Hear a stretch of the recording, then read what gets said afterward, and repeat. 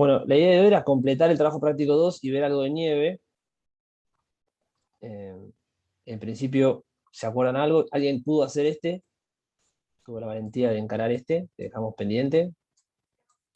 No lo voy a hacer ahora, lo voy a dejar que lo razonen ustedes. Si tienen dudas me preguntan.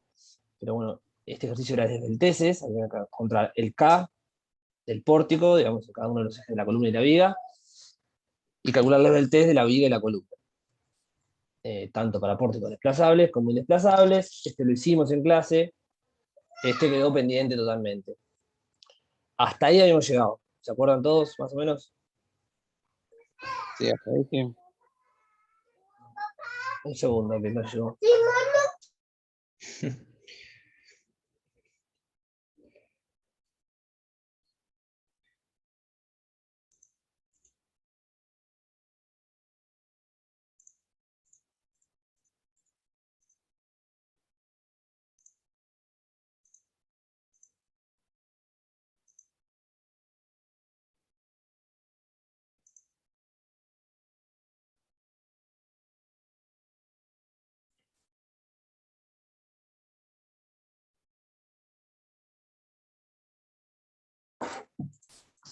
Perdón, ahora sí. Me falló. Está llegando tarde. La madre. Bueno. Nos quedaba entonces el ejercicio 3 y 4, que bueno, ahora vamos a hacer cuentas. Solo el 3, en este caso. Que tiene varios incisos. En principio ya no nos importa tanto el pórtico, sino ver cómo se lleva adelante todas las cuentas que hay que hacer para, bueno, aplicar el reglamento y encontrar finalmente la resistencia de diseño de compresión de las columnas. Vamos a hacer este caso, que sería un UPN 380, y un perfil soldado doble T, que tiene ciertas características, que creo sí, que están las características acá para que no tengan que calcularlo ustedes, ¿no? Tienen las características geométricas para no tener que hacer todo lo que se hizo en el TP1, que las van a necesitar porque las fórmulas, como lo han visto, requieren mucha información y mucho input de, bueno, de los perfiles. Entonces, toda la parte que vimos la semana pasada. ¿Ya esto tiene alguna duda? ¿Alguien pudo hacer algo de las sentencias del pórtico que faltaba? No, por lo menos yo no, todavía no llegué. No, yo Bueno, tampoco, profe, la verdad. Este fin de bueno, semana voy a empezar con eso. bueno, dale. Profe, Es lo más importante de la materia, así que profesor, sí. ¿le, le puedo hacer una pregunta con respecto a algo que vimos ayer en la teoría que estaba viendo también en los perfiles? Tiene, Sí, tiene algo que ver con eso. Cuando hablaba de las tablas de perfiles, sí, la parte derecha y en las longitudes, ¿se aplican acá también? Eso, o sea, no, son es una esas. flexión. Ah, No, ok. no, es una excepción. No, nada, es parecido, no es lo mismo. Las longitudes que figuran acá, estas, Exacto. ¿sí? Nosotros para la materia vamos a tomar esta, carga alfa, ¿sí? Pero ese es el TP3, cuando hablemos de flexión. Son longitudes de lateralmente no arrastradas límites para desarrollar la capacidad de plastificación total por flexión, como dice la tabla. Y la LR es la longitud lateralmente no arrastrada para el pandeo lateral torsional elástico.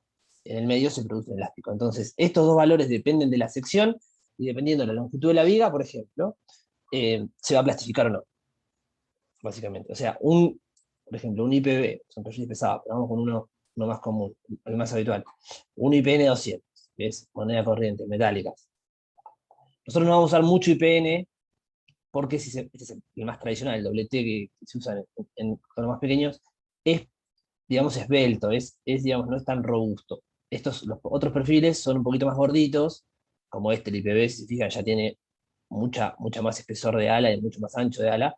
Y los perfiles W también permiten mucha variedad, entonces son más versátiles. Pero el histórico es el IPN, y se fijan, un IPN 200, si la viga tiene más de 1 metro, la razón por la cual usamos metálicas es porque las luces que se alcanzan son mucho más grandes.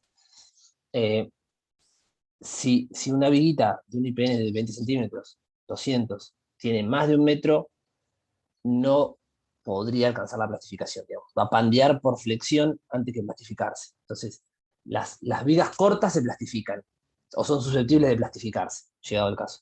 Si la viga es larga, respecto a bueno, a las condiciones que se explican en teoría, y para eso son estos límites, no van a poder desarrollar la capacidad total de la sección, el famoso diagrama plastificado, sino que van a tener problemas de pandeo antes de alcanzar ese estado, ¿sí? No se llega a esta fluencia de toda la sección.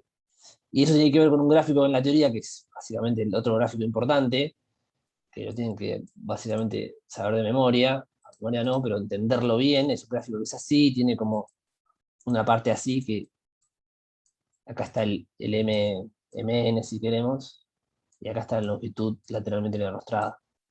Entonces uno es LR y otro es LP.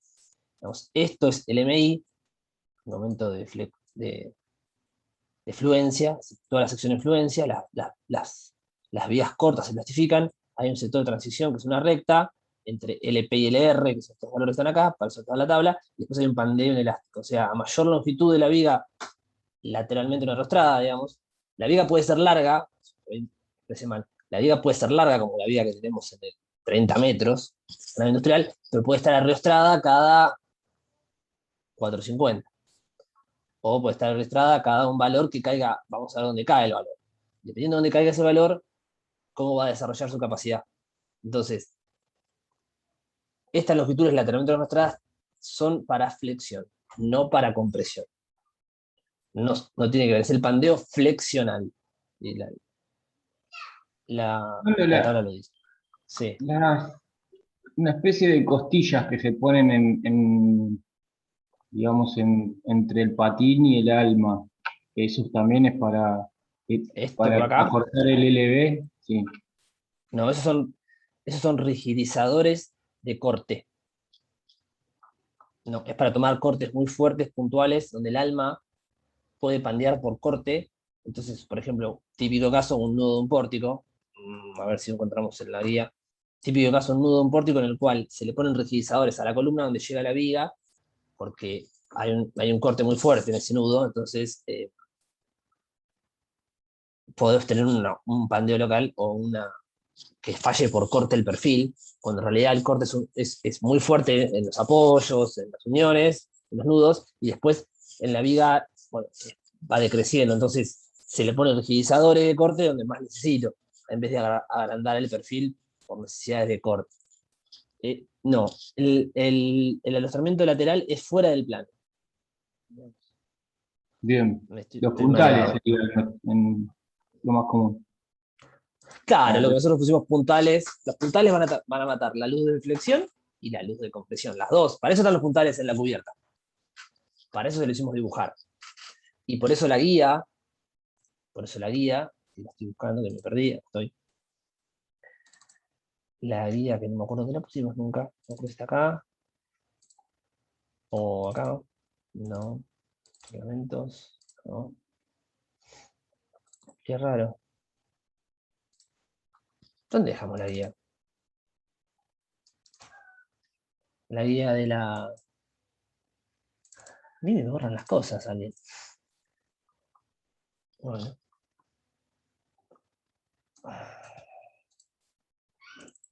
Estoy seguro que la tengo, así que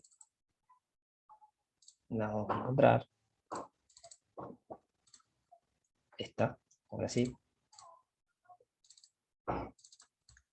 La guía que realizamos para predimensionar la nave consideraba situaciones en las cuales había puntales, y cuando una chica me preguntó un día, y lo vimos en su AutoCAD, primero te plantea el pórtico, y en un momento cuando dice premisas de cálculo, viene por acá, hablaba de estos puntos de arrostramiento, ¿sí?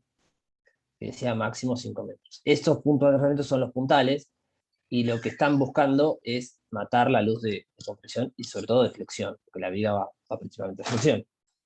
Pero bueno, esos elementos fuera del plano son los que vamos a considerar este valor de longitud lateralmente no arrastrada. Se llama LB. LB de vuelta porque es una longitud tipo BIM, o sea, es una o de brace, me parece que es. Me parece que es de brace, que quiere decir arrastrada o sujetada, digamos, una traducción así. Esto es un valor importante para la viga, lo van a ver que es un valor importante en flexión, y lo vamos a usar en el trabajo práctico que viene. Pero hoy no tienen que ver con eso, estas cuestiones son simplemente parámetros a flexión, y lo vamos a ver la semana que viene, probablemente. No, la semana que viene hay finales, así que no, la primera semana de octubre. Vamos a usar el TP3 sí o sí, para no atrasarnos. Pero bueno, no es eso puntualmente lo que vamos a ver hoy. Vamos a ver compresión, expandeo por compresión.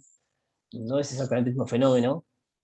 Digamos, en un caso se va de eje por la compresión, y en la flexión esto se deforma y se va de eje por flexión. Son expandeos distintos. Pero bueno, siempre están influidos por los arrastramientos fuera del plano. Y las condiciones de apoyo. Y bueno, ya lo veremos. No me voy a hablar más de flexión para no marear. Lo que vamos a hacer hoy es llevarlos a través del reglamento para dejar escritas las instancias de reglamento que hay que usar para verificar ambos casos y hablar un poquito de perfil soldado, qué son los cambios que hay entre un perfil soldado y un perfil laminado en caliente. Acuérdense que un perfil, esta foto está poco feliz, porque un perfil soldado no tiene radio de encuentro. La chapa contra otra chapa, eso no tiene radio de encuentro. Los perfiles laminados tienen esta característica de tener un radio de encuentro y haber pasado por un tren de laminación. Los perfiles laminados no. Los perfiles soldados no, simplemente chapas rectangulares que se sueldan. Entonces no tienen. Y hay un par de consideraciones que hacer en cuanto a unas cuentitas que se distinguen, pero se ven más así. Pero generalmente las fórmulas son las mismas, simplemente un par de detalles, y bueno, un poco la idea es llevarlos a través de eso. Ahora pues, esperemos tenerlo todos, está en el drive, yo voy a ver de que esté también en la página, una lástima. Bueno, acá hay una pequeña receta, una pequeña paso a paso, digamos, de lo que vamos a hacer y lo que tenemos que hacer para verificar compresión. Como habrán visto con el profesor, que yo la vi ayer la tabla, la mayoría de los capítulos del ISS tienen adelante una tabla resumen. Antes de entrar a la tabla, porque la tabla distingue entre elementos esbeltos con y sin elementos esbeltos, vamos a verificar presencia de elementos esbeltos. Esto es pandeo local, se llama. No es pandeo global de la pieza, sino pandeo local, abolladura. Que es decir, que se deforme la sección porque es muy esbelta el alma o las alas. No tiene que ver con el pandeo global, no tiene que ver con la esbeltez global que vimos, el K por L sobre R, tiene que ver con la esbeltez de los elementos, y se produce un pandeo local tipo placa, y se abolla el perfil. El profesor también lo da en la teoría eso. Es bastante importante, y lo primero que hay que hacer es esto para poder decidir, en función de si tengo o no elementos esbeltos, qué capítulo voy a aplicar. La tabla es bastante intuitiva, entonces si lo que te dice, si tengo un perfil C, perfil doble T asimétrico, con el ala de arriba más gorda que el de abajo, y no tengo elementos esbeltos, aplique E3 y E4. Capítulos E3 y E4. Si es un tubo, va solamente 3. Si es una T, va los dos. Si es doble ángulo, van estos 3. Y así siguiendo. Acá abajo la tabla tiene el modo de rotura que están diciendo que se les va a pedir. Esto hay que aprenderlo ya. FB es pandeo por flexión y FTB es pandeo flexo-torsional. Pandeo flexo-torsional. De vuelta, son siglas que las aceleramos en inglés, no importan mucho, pero bueno, si aún se lo quiere acordar, FB es porque es flexional. Creo que es así. Backlink es el pandeo. Este pandeo de la pieza global. Vamos a determinar qué capítulo vamos a entrar y van a ver que lo primero que tenemos que hacer entonces, cuando estemos en estos capítulos, es calcular la esbeltez global máxima. En un eje y en el otro. Me voy a quedar con la mayor de las dos y ahí voy a usar, aplicar las fórmulas que se ven en teoría y que van a ver ahora en el reglamento. Realizaremos flexional y flexitorsional. Me quedo con una F crítica mínima y determino entonces la resistencia de diseño. vamos a ir paso a paso haciendo eso. Entonces, lo primero es definir para compresión la presencia de elementos esbeltos. Aquí lo primero que hay que distinguir es entre elementos dentro de una sección. Hay estos elementos atiesados y elementos no atiesados. Los elementos atiesados son, por ejemplo, el alma. El alma tiene continuidad de material en ambos extremos, está como restringido al giro, digamos, de una manera localmente, digamos, el alma tiene continuidad de material de uno al otro, está atiesado, está agarrado, está rigidizado, digamos, esa es la traducción de atiesado, y se comporta de una manera en los elementos atiesados, como puede ser paredes de un tubo o almas,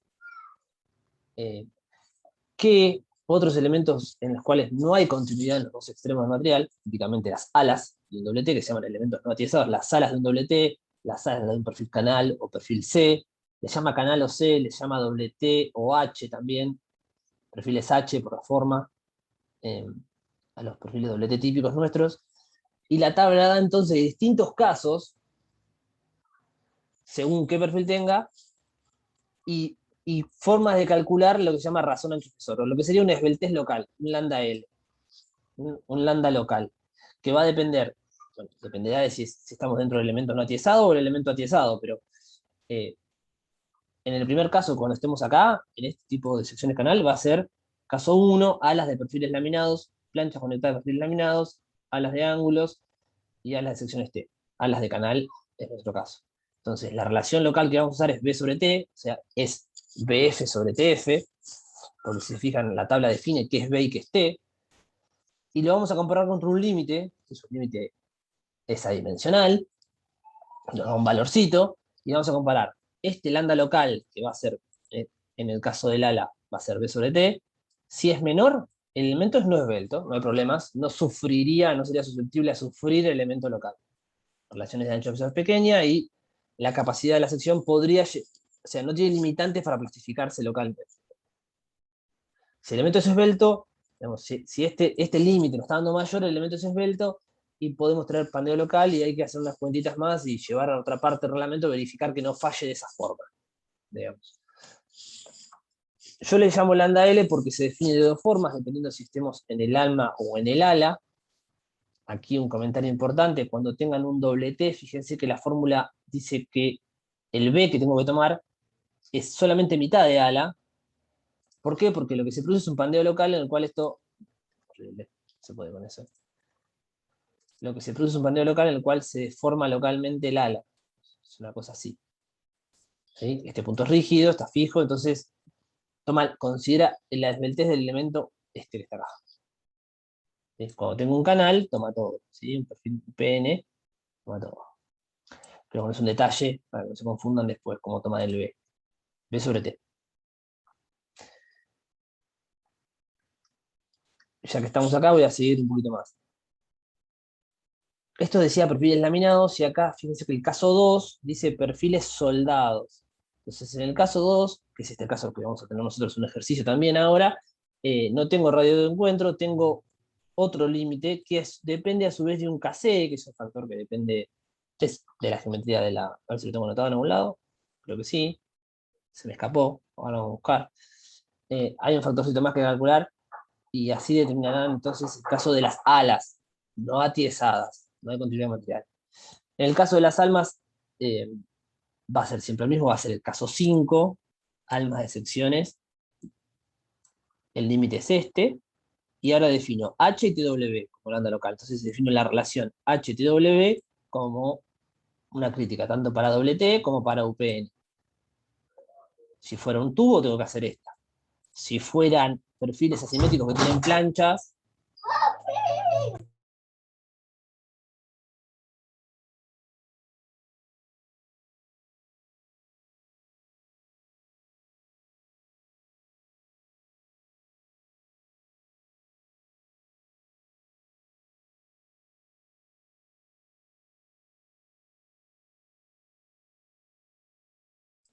estos chicos, ahora sí, ya llegó.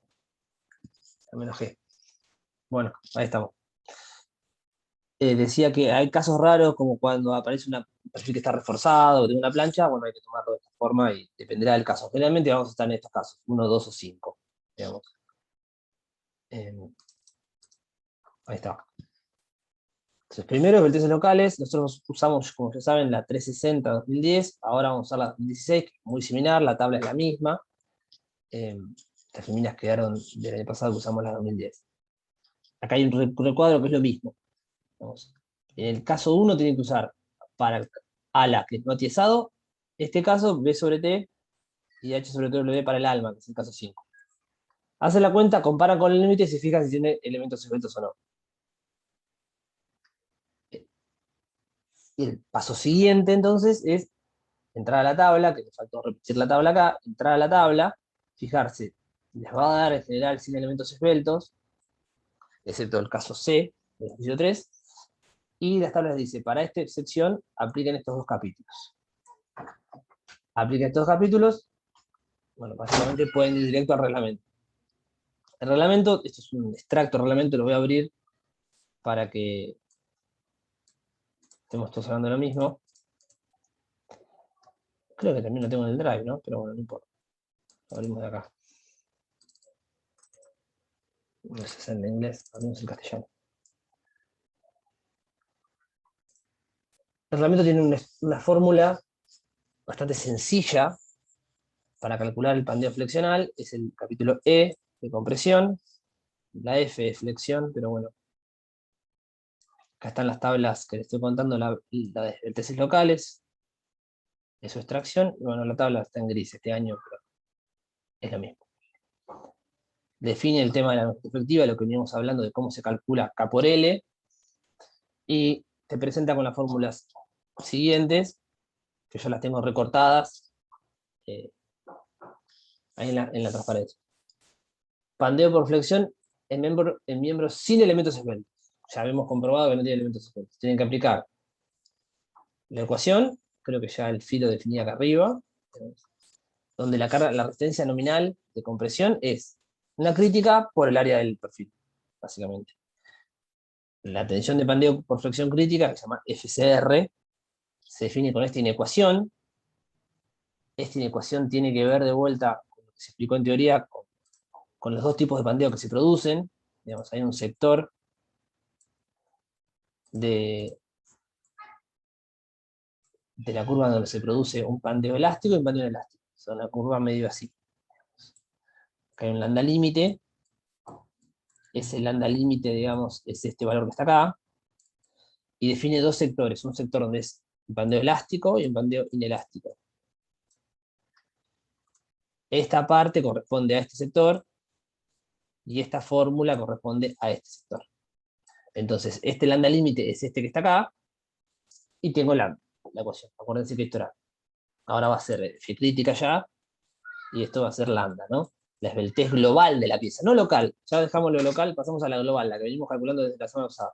Ver cómo está apoyado, ver las condiciones de apoyo, ver el radio de giro en los dos ejes y vemos qué me da. Necesito entonces encontrar lambda para poder alimentar esta fórmula. ¿Sí? Yo les recomiendo que en vez de usar este lambda límite, usen esta inecuación.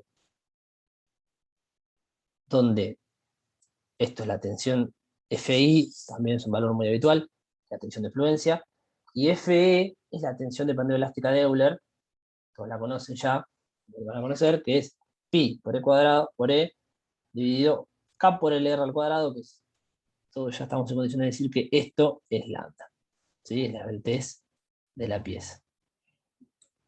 Entonces, con esa inecuación, con este pequeño límite, se fijan de qué lado están, y fíjense que con el input este van a poder encontrar FCR. ¿Mm? Dependiendo del esbeltez, les da una tensión elástica de pandeo, y bueno, aplican la fórmula, que es lo que vamos a ir haciendo. No tengo valores, pero está el procedimiento desarrollado. Es lo mismo, la ecuación nominal es esta, ¿sí? Acuérdense que acá esta no es la resistencia final, porque esto hay que agregarle el factor de seguridad, y esto sí, hacer la de diseño, siempre le ponemos una D, en este caso el factor este es 0,9 para compresión, Y bueno, vamos a ir paso a paso haciéndolo. Lo primero que hay que hacer entonces para encontrar y poder aplicar este capítulo es calcular la delta global de la pieza, lo que veníamos haciendo. En el caso 1, acuérdense que era una columna igualmente apoyada en los dos ejes, o sea, no tenía el apoyito a la mitad de la altura, porque dice sin arrastramientos intermedios. En este caso,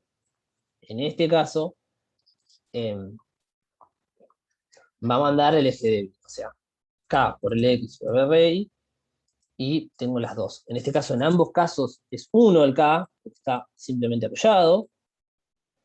LX y LY es la misma, porque no tengo un apoyo intermedio, y estos dos valores salen de la tabla.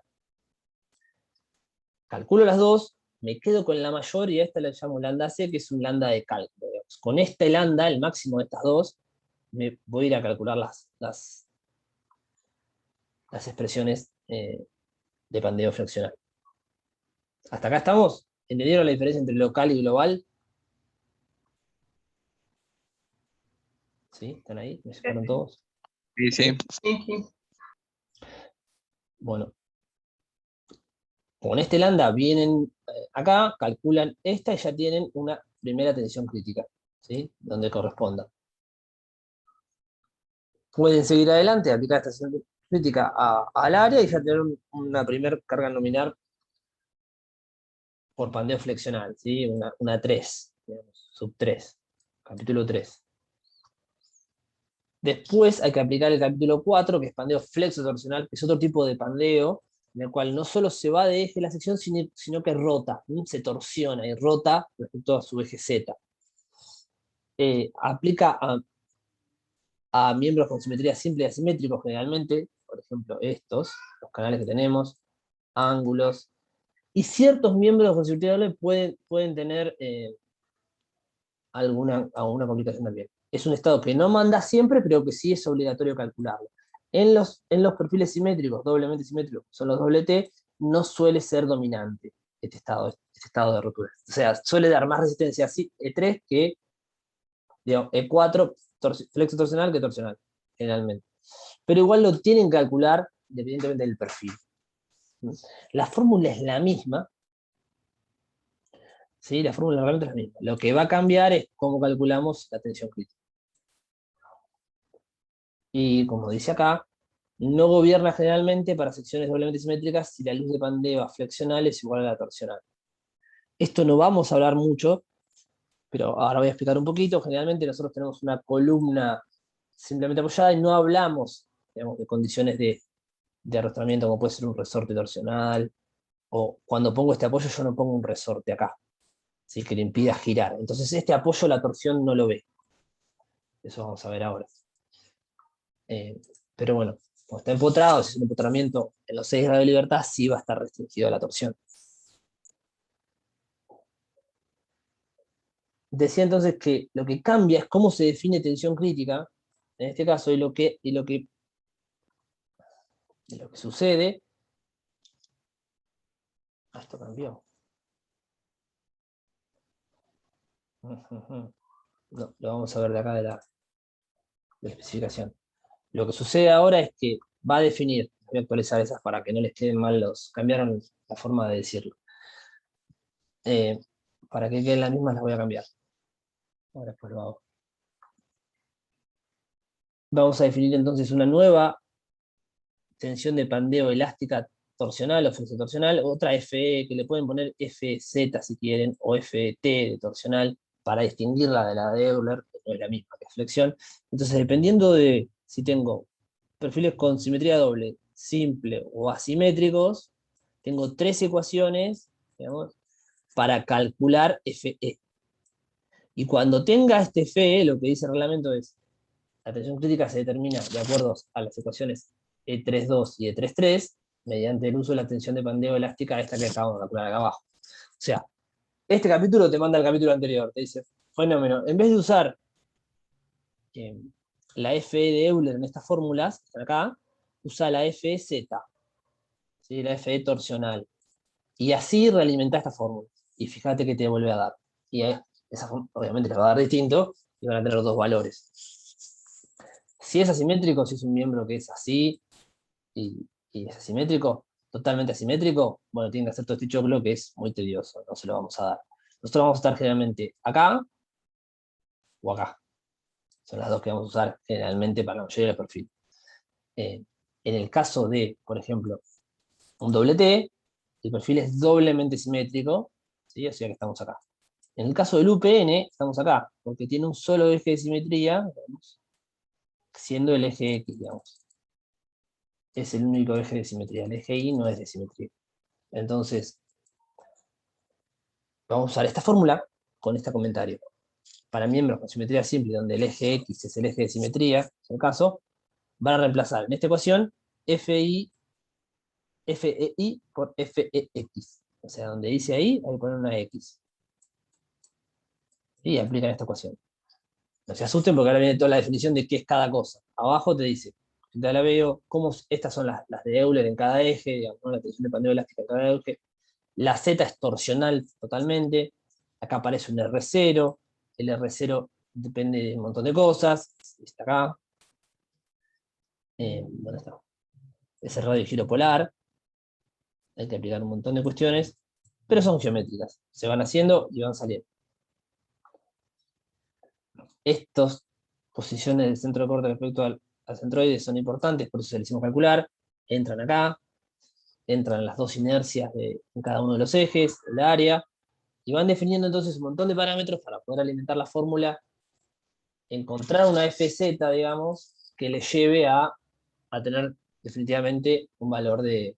Voy a abrir la otra computadora. De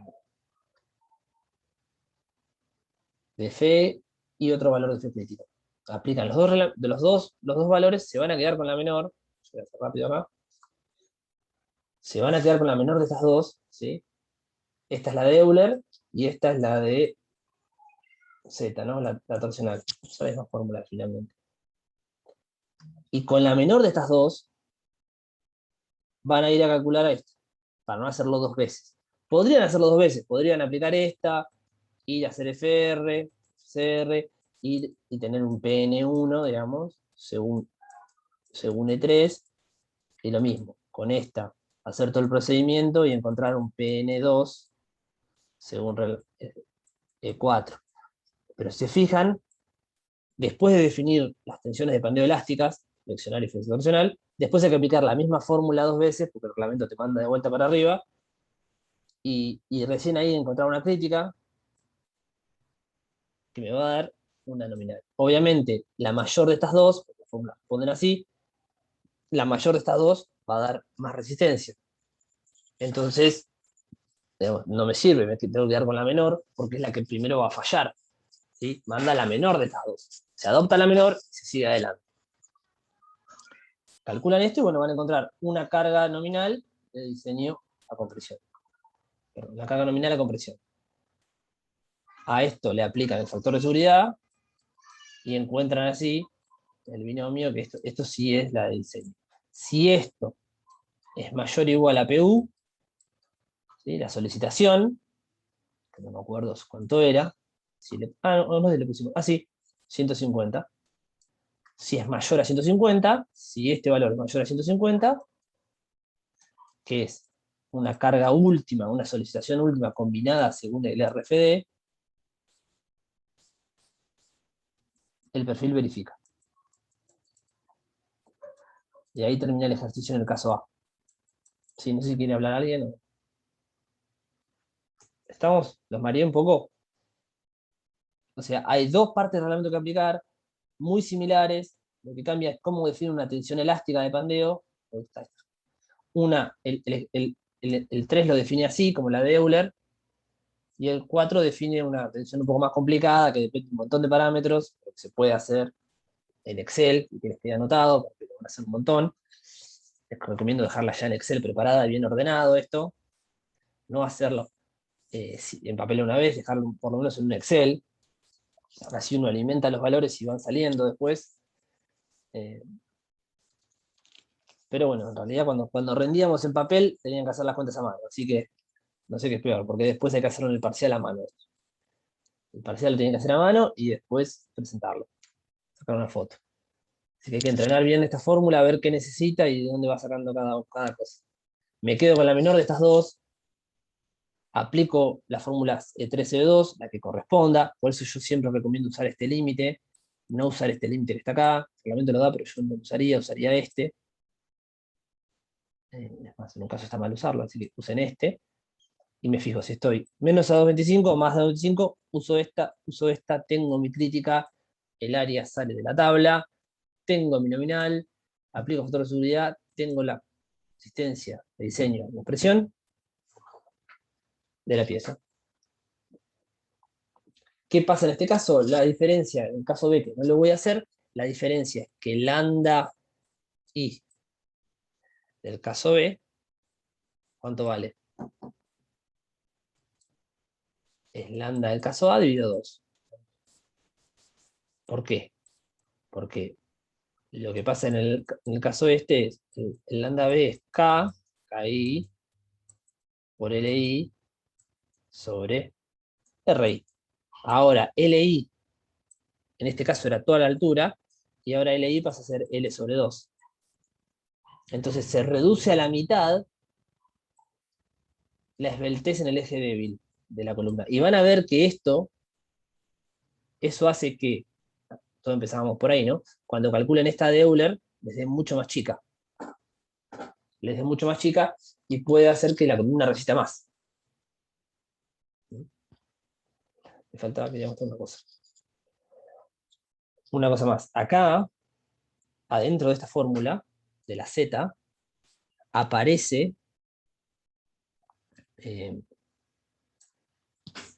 un KZ.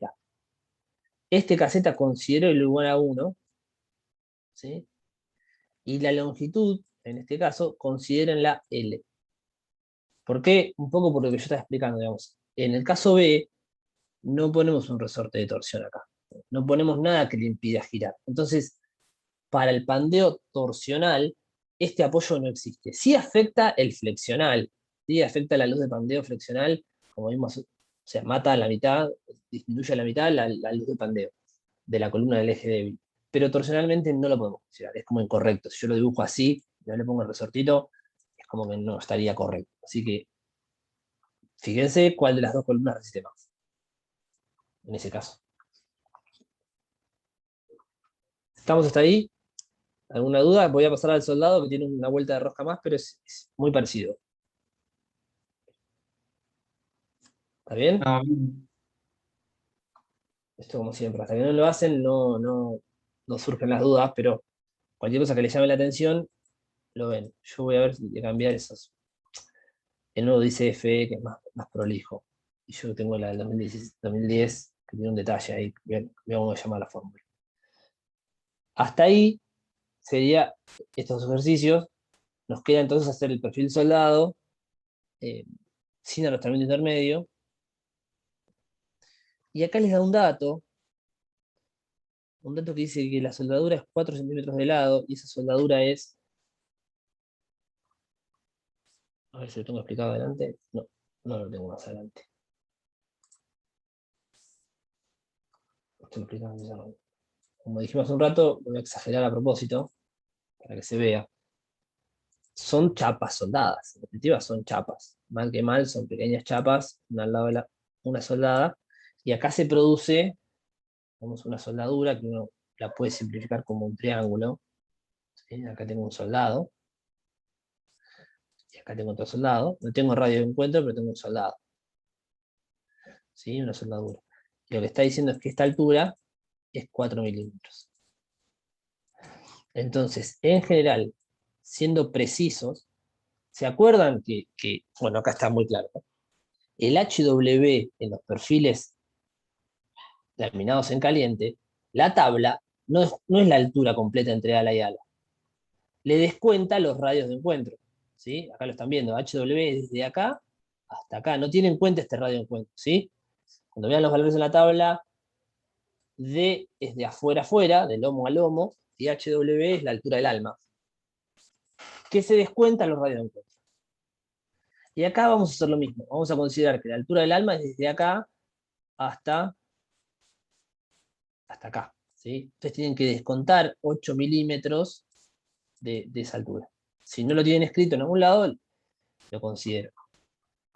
Si no se los da la tabla, lo tienen que saber ustedes. Esto es HW para los perfiles soldados. Es un detalle, pero bueno, es mínimo. Porque si tiene 30 centímetros de alto, 300. Va a dar 292 en vez de 300. Es mínimo, pero bueno, técnicamente se descuenta esta soldadura. Entonces, el procedimiento es exactamente el mismo con algún detalle. Van a empezar calculando elementos esbeltos. En el caso de las alas, no se confundan, guarda que es doble T, el B es la mitad, ¿sí? Entonces, muchas veces este B sobre T termina siendo, si lo quieren usar, dos cosas ahí. El B sobre T termina siendo BF sobre 2T, ¿sí? Y lo que no dije hasta ahora, que en este caso no va a servir, las tablas del CIRSOC lo tienen. Fíjense que acá está BF sobre 2TF y HT sobre TW. BF sobre 2 es el B de la tabla, ¿no? Esto es B sobre T, es lo mismo. Entonces, estas relaciones, para no tener que hacer la cuenta, están hechas para la mayoría de los perfiles laminados. Para los perfiles soldados, no me acuerdo si la tabla que les puse acá abajo lo tiene. A ver, vamos a la derecha. No, acá está así. Es que BF sobre 2TF está. Entonces está calculado. Ah, no, no está. Bueno, ¿qué va a hacer? Hay que hacerlo. En algunas tablas está, en otras no. Es una cuentita, simplemente depende del perfil, así que no depende del material ni de nada. Es simplemente una relación geométrica de las alas. Y la tabla lo que puede los ayuda. Eso está. Acá se llaman relaciones en el CIRSOC y está para la mayoría, todos los perfiles que corresponden, ¿no? Excepto los tubos. Bueno, los tubos también. Bueno, nosotros estamos en UPN 360, me parecería, ¿no? UPN 360 lo tienen ya acá. O 350 pueden tomar. Acá está. Ahora, si no, lo calculan a mano. No es muy difícil, es bastante sencillo. No se confundan con eso, que es un error común. Y en el caso de alas, de perfiles soldados, aparecía este KC, que si no está lo voy a dejar escrito porque si no lo puse yo, es un error de esta filmina que lo tenían y se me desapareció. Vamos a buscarlo en el reglamento. Es un coeficiente que depende también de la relación del alma, y está por ahí. Va a aparecer. Es el capítulo B, no está la tabla.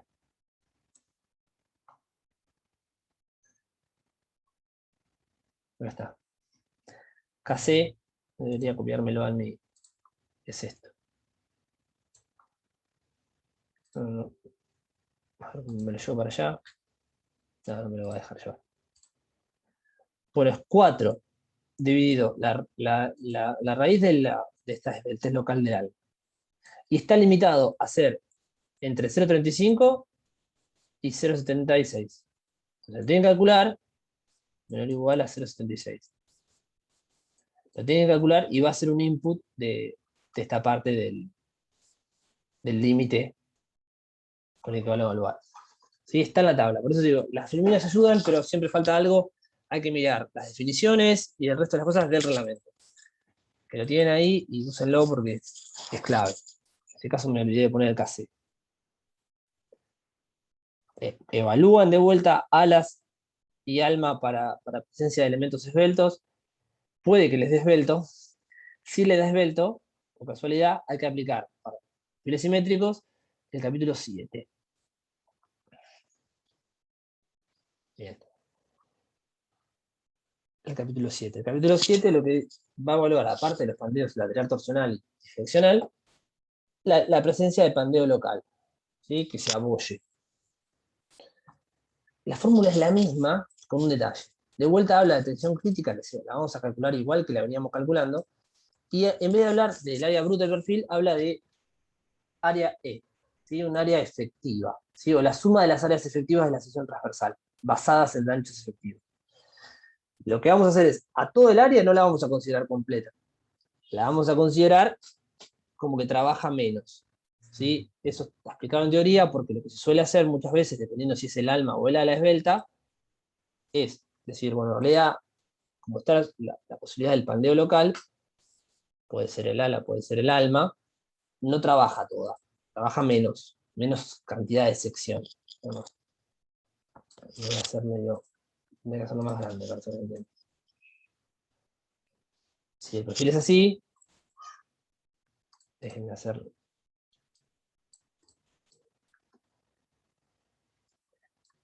El perfil es así, y estamos con el alma esbelta, se considera que en realidad hay una porción del alma que no trabaja. Hay una porción que no va a trabajar. Y lo que nos queda entonces es un H efectivo sobre 2 y otro H efectivo sobre 2. Hay una mina muy linda, profesor, de esto. Un H efectivo sobre 2 por debajo. O sea, hay un sector que no trabaja. Y eso es lo que vamos a tratar de calcular en esta parte. Para calcular la F crítica, van a hacer lo mismo que hicimos recién. Tensión crítica determinada de acuerdo a las secciones que vimos recién, E3 o E4. ¿Sí? E3 o 4. Y la fórmula lo que les dice es, bueno, acá está hecho para alas, pero es lo mismo para almas. Exactamente lo mismo. A ver si lo copio abajo. Les da dos versiones, es miembro con elementos esbeltos. Tienen que calcular este límite, que depende de F crítica, lo tienen que calcular como calculamos anteriormente. Si estamos por encima de este valor, tienen que aplicar una reducción de espesor. Sí, un ancho efectivo, se llama. Esta fórmula a su vez tiene un montón, tiene un C1 y tiene otros valores. Tiene un FEL y un C1, que también van a caer dentro del reglamento. En la página siguiente les define qué es C1, dependiendo de la cantidad de su caso, y qué es C2, y qué es FL, que también depende de los valores. Cuando hable de lambda acá, va a ser el lambda local, por razón ancho espesor, según la tabla B41, ¿sí? En este caso, si es el alma, va a ser HW sobre T. Este lambda solito es el lambda local. Aplican la fórmula, les va a dar un ancho menor, que el ancho, esto va a ser menor o igual al HW, ¿no? Si estamos haciendo el alma, acaba de decir H, acá puedo poner H. Voy a usar un pedazo menos de alma para considerar la resistencia. Entonces hacen lo mismo, calculan la elástica de Euler. Ojo que esta fórmula es distinta porque estamos en doble T, no estamos en sección U. Sí, es parecida, pero no es igual. No sé qué pasó acá, estaría animada esta y se corrió. Acá les dejo hecho para el alma, ¿no? Las cuentas, cómo se calcularían si fuera el alma. El C1 lo tomas el 18, bueno, el C2 sale por cuentas. H, digamos, el lambda local o lambda simplemente es HW sobre TW, 26. El límite es 43. Estaría siendo alma esbelta esto, ¿sí? Esto mayor a esto me está dando, no lo digo acá, pero es alma esbelta. Y con que un elemento de la sección sea esbelto, se considera sección, o sea, sección con presencia de elementos esbeltos, y hay que aplicar capítulo 7. Calculan este límite, que da 51, seguimos estando por encima y aplicamos esa fórmula entonces. Calculan este valor, y después para calcular el área efectiva, en vez de complicarse, lo que hace es se le resta la porción que no trabaja. O sea, al área total se le resta ese dibujo que yo hice hace un ratito, ¿no? Se le resta el porcentaje o la parte de área, todo esto, ¿sí? Del alma que no está trabajando. Obviamente esto, si es mayor a 0, va a ser más chico, y bueno, castiga un poco la resistencia a compresión de la columna, que tenga elementos esbeltos. ¿Está bien? Esta fórmula es bastante importante, no se confundan con calcular el área. Y bueno, yo lo dejé expresado, así que lo van a tener, como para seguir siguiéndolo. Aplican entonces las cuentas. Esta, acuérdense que salía de los otros capítulos, esta la acabamos de calcular. Tengo la nominal, aplico el coeficiente de seguridad, tengo la resistencia y diseño de compresión, y la comparo con la solicitación mayorada, PU, y me fijo si verifica. Y ahí termina entonces el ejercicio, digamos, con la verificación. Y por último, acá hay una recetita de cómo hacer en este caso para calcularlo. Digamos. Eso es lo que vengo hablando hace un ratito, escrito de vuelta. Pero bueno, lo pueden seguir de las filiales. No hay números, pero están la mayoría de las cosas hechas. Todo lo que me falta a mí de tablas y demás, lo podemos ver en el reglamento. ¿Hasta acá alguna duda? Que no lo hagan, no. Es lo mismo, el reglamento siempre son simplificadores, la norma americana trata de simplificar, realmente el procedimiento anterior era mucho más difícil, había unos Q, QA, QS, no sé si vos, Walter, cursaste con eso ya, o cursaste con este método. ¿Con cuál? ¿Cómo? Perdón. ¿Te acordás de los Q? Q que No, con era- el reglamento nuevo, con el 2016. está bien, antes había unos Q y había otras cosas, y antes la norma vieja era peor todavía. Entonces se suele ir Sí. simplificando. Esto es una forma que el reglamento toma para castigar la presencia de elementos esbeltos, o sea, te limita la capacidad de compresión al final, porque el área efectiva es más chica que el área total y bueno, te da menos resistencia. Es una forma de limitar o tomar la consideración el pandeo local. Si esto es muy grave, van a ver que se cae a pedazos. Nosotros en el caso que les dimos no va a ser tan grave. Pero esto porque es un perfil soldado de chapas generosas. Es un perfil que tiene un espesor interesante. Vamos a mirar qué espesor tenía, que no me acuerdo. Digamos, tiene, es cierto, 4 milímetros en el alma, y eso será TF, y 8 milímetros en el ala. Tiene 4. Imagínense qué pasa en los casos de los perfiles, voy a dibujar los perfiles tipo Correa, que son C, en las cuales tienen 2 milímetros, y este tiene 20 de altura. Ahí estos perfiles están totalmente sometidos a cuestiones de problemas locales, de abolladura, y se calculan con otro reglamento incluso, que no llegamos a darlo en la cátedra, que es el reglamento AIS. ¿Sí? Pero bueno, las correas tienen muchos de estos problemas de abolladura local, flexión a compresión. La correa trabaja prácticamente a flexión, la correa de un techo, por ejemplo, que antes eran tirantes de madera, ahora son correas en frío, y esto suele tener 2 milímetros, y puede tener 24, 240, 200 de altura, y esto puede ser 80. Entonces suelen tener muchos problemas de esbelteces locales. Se ha desarrollado mucho esto y se ha estudiado la teoría, entonces lo que se hace es ahorrar plata desde la ingeniería. Se lleva al límite esas secciones de pandeo local, se calculan bien estos valores, el reglamento es mucho más complicado porque tiene en cuenta un montón más de cosas, no es tan sencillo como este para el caso de que un perfil como lo que estamos dando nosotros, de esbelto. Y esto termina logrando una mayor eficiencia en cuanto a cantidad de acero, o sea, tengo menos kilos al final. Y bueno, es difícil calcular, pero rinde, y por eso los Estados Unidos se usan. Lo que importa siempre es la cantidad de kilos de acero que pongo, porque kilos igual dólares. Acá y en todos lados. Kilo de acero igual dólares. Si se calcula bien la correa, se puede disminuir un poco los kilos. Y por eso estos fenómenos son bastante habituales y se producen cada vez más. Esto pasa en los perfiles del frame, pasa en los perfiles del Durlock, pero nadie lo calcula, digamos, en todos los perfilitos comerciales, estructurales pasa. El Durlock no es estructural, pero por ejemplo, los perfiles steel frame también son correas, son chapa plegada, y tienen muchos problemas de estos. Pero se calcula y se exige, y bueno, está demostrado una teoría especial para este caso. Es muy habitual. Y por eso lo damos, por lo menos para tener una idea de que existe. Y eso sería el TP3. El TP2, perdón. El ejercicio 3, TP2. Que es compresión. Compresión. Vamos a ver. Hasta ahí. ¿Tiene alguna duda así rápida? ¿Alguna duda que haya surgido al hacerlo?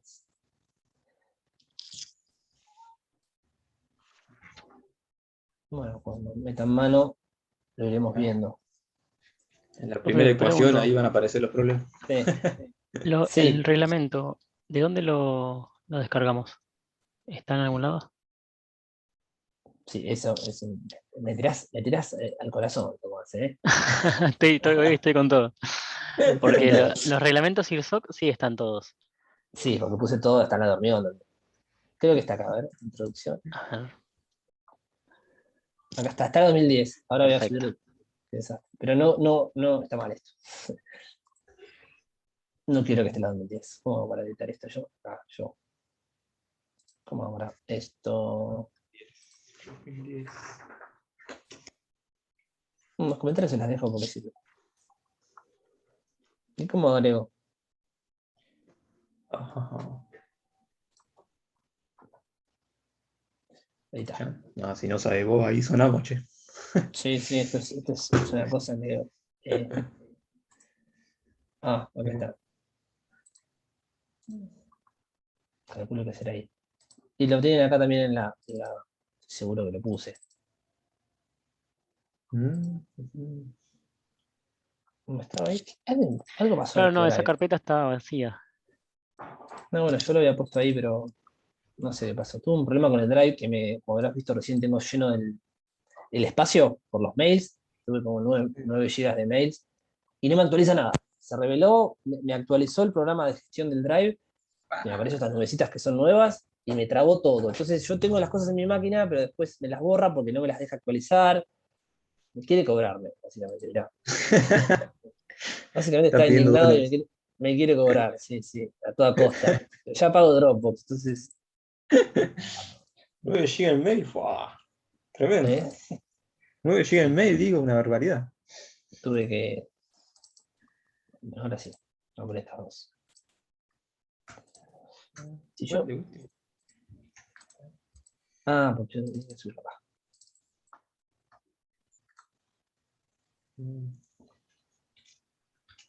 Está la 2010 que es prácticamente idéntica, pero vamos a usar la que corresponde, que es la 16. Y me Perfecto. parece que están en algún. A ver si yo no lo puse en algún lugar más. No, si usó que La están todos los diferencia ISO, ¿no? gigante es con el corte entre 2010 y 2016. Es un capítulo Y prácticamente nuevo. esto también cambia, ¿eh? La parte de perfiles Ajá. con elementos secretos cambió bastante.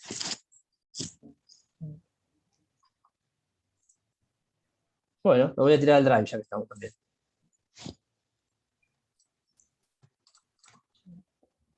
Drive, ahora que me dije. Este no es.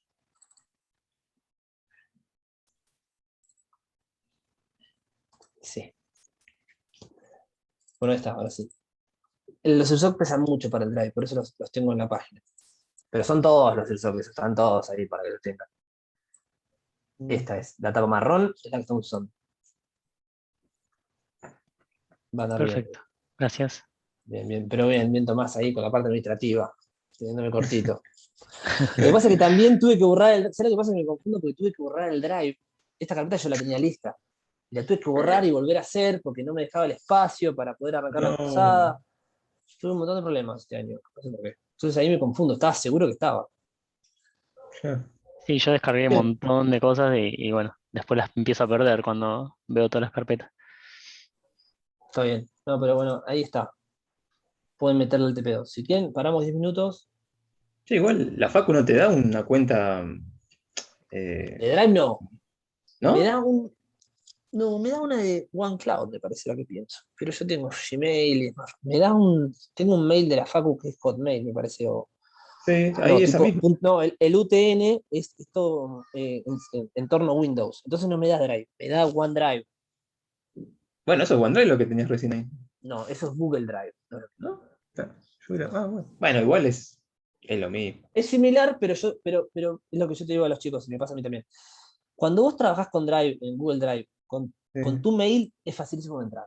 Si se lo hago, es cómodo y anda bien. Eso lo hacen a propósito. En cambio, si usás, ves que tengo este problema, que Sí, está sí, mal, sí. y yo ya lo corregí esto, y no tendría que estar, yo ya estuve varios días. Pero tiene razón, Wally, creo que las nubecitas que decías hoy es porque tenés abierta el OneDrive.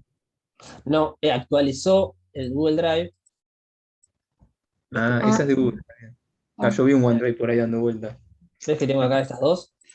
Sí, Estas dos son esas que tenés acá. Pero me actualizó, me cambió esto, ¿ves? Me cambió. Ah, No sé. Y apareció esta nubecita. Y de que están las nubecitas, está yendo un desastre. No te sincroniza, Desastre. ese es el No problema. me sincroniza, pienso que está y no está, me los borra, me dice, me saltan carteles que no lo puedo hacer, que pague, ¿ves? Me quiere comprar espacio. Pero yo esto ya lo solucioné hoy.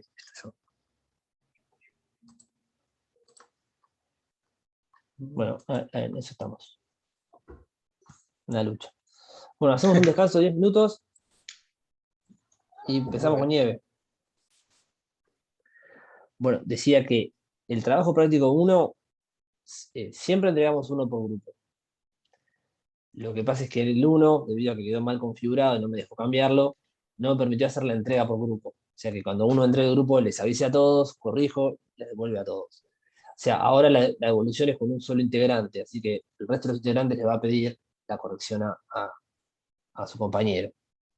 Ya en el TP2 tendría que estar funcionando bien y los grupos que estoy creando van a poder entonces tener un trato más sencillo y cada grupo entra uno, no importa cuál sea de los alumnos que lo suba, le va a llegar a todos notificado y le va a contestar a todos. Esperemos Buenísimo. que se dé. Había probado de hacerlo, pero bueno, ya como ya entregaron y ya corregí, lo voy a dejar así para no ser complicado. Y en el 2, deberían ver también el TP2. Pero bueno, a ver. ¿Alguien puede chequear ahora cómo ven el TP2? Esperen que actualice esto. ¿Pueden chequear ahora cómo se ve el TP2? Por favor. Y si tienen algo entregado.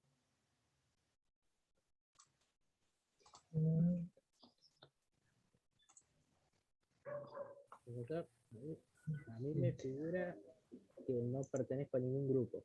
Claro, porque no terminé de ponerlos a todos. Bueno, probemos con un grupo, con el grupo 1 que ya lo hice. Ahora un ratito los arrobo a todos. Serían. Está Rodríguez, Cepeda, Martínez o Rojas Zamudio por acá. Rodríguez, Andrea, Valeria, Cepeda, Martínez Oscar o Rojas Zamudio. ¿No? Scanferla, Ronconi, Pereira, Guancetti estaban, ¿no? Scanferla, Ronconi.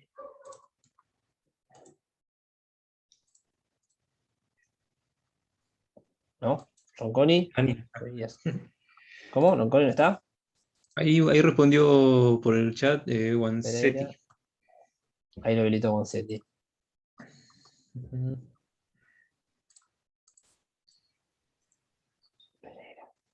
Un segundo, ¿eh? Esto de hacerlo manual es terrible, ¿eh? Ahora sí. Bueno, ahora sí. Guancetti, ¿te podés fijar el TP2? Te dejo compartir si querés, a ver si lo ves bien. Voy a agregar los de las 8, los de las 8 que estaban presentes. ¿Quiénes son los de las 8? Tenemos a A mí me parece que el 2 aparece como grupo, pero que no pertenezco a ningún grupo. Claro, porque estás en proceso de aparecer. ¿Quién me habla? Cecilia, es del 8. En el 8. Ahí les habilito. Pasa, estoy cargando de vuelta todo de vuelta. Que esto lo hice una mañana. No, Leonardo, Insaurralde, Gutiérrez y Cecilia. ¿Está cargando para que se pueda ver? No, estoy cargando los grupos. Como tuve que borrar los grupos para hacerlos de vuelta, que no los tome bien ustedes. Ya estaban armados, pero quedaron los grupos el año pasado y aparecía como que estaban entregados ustedes, ¿no? Sí. Teníamos el grupo de Sequeira y Torres. Sí. Del año pasado. Ah, claro, tenías en otro grupo. Y ahora, Miroslaski, ¿dónde estás? ¿Cuál sos ahora? ¿Sabes? Ahí te busco. Grupo 7. Grupo 7, ahí va. Tierras. Bueno, la comisión 8 puede ya. Encerrar, me faltó.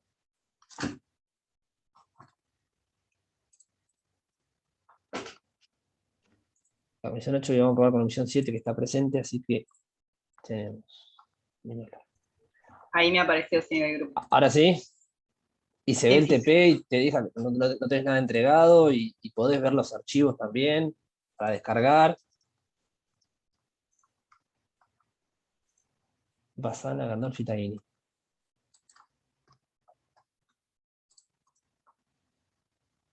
Gandolfi que escribió hoy. Bueno, ahí va la 7 también.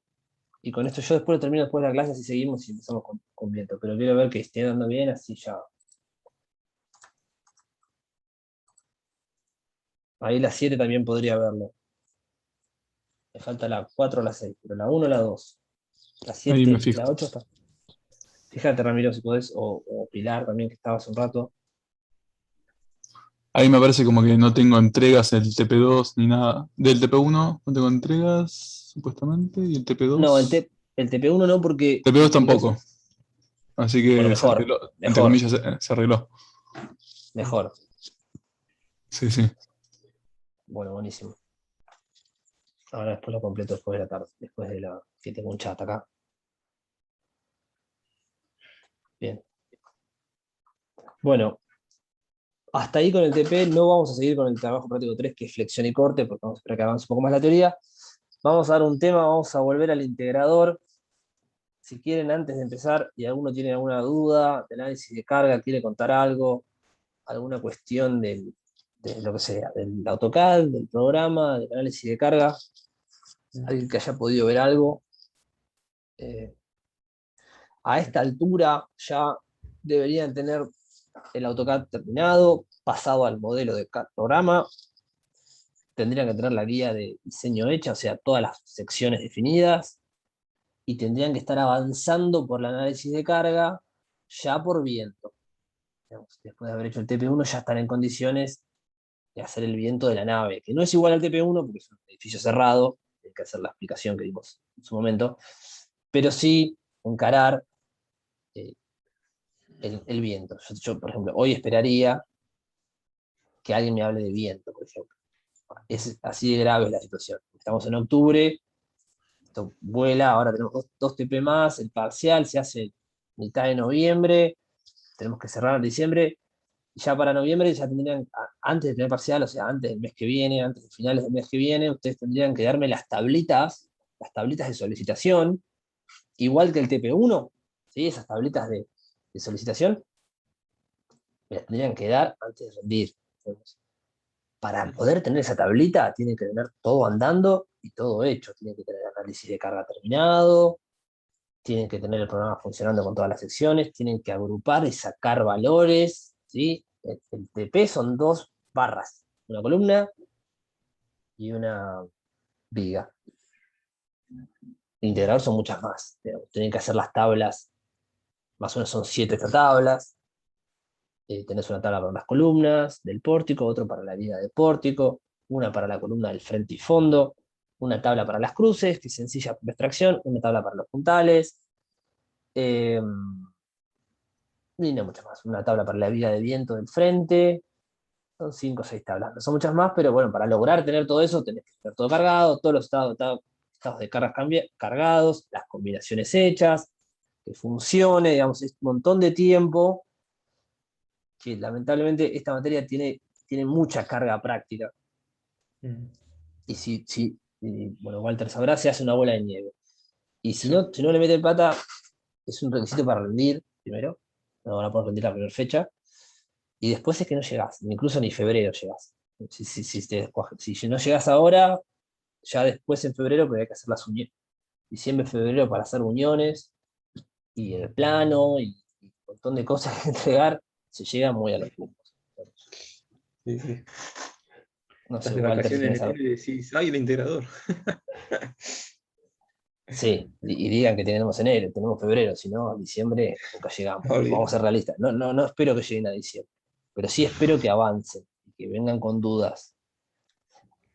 Hace un montón que empecé a dar el TP2, ya digo, el TP1 lo dimos bastante relajado, así que veo que entregaron bien. Ahora el 2 ya está todo en condiciones. Yo voy a subir mañana o de la noche todas las clases, voy a quedarme ahí colgadas.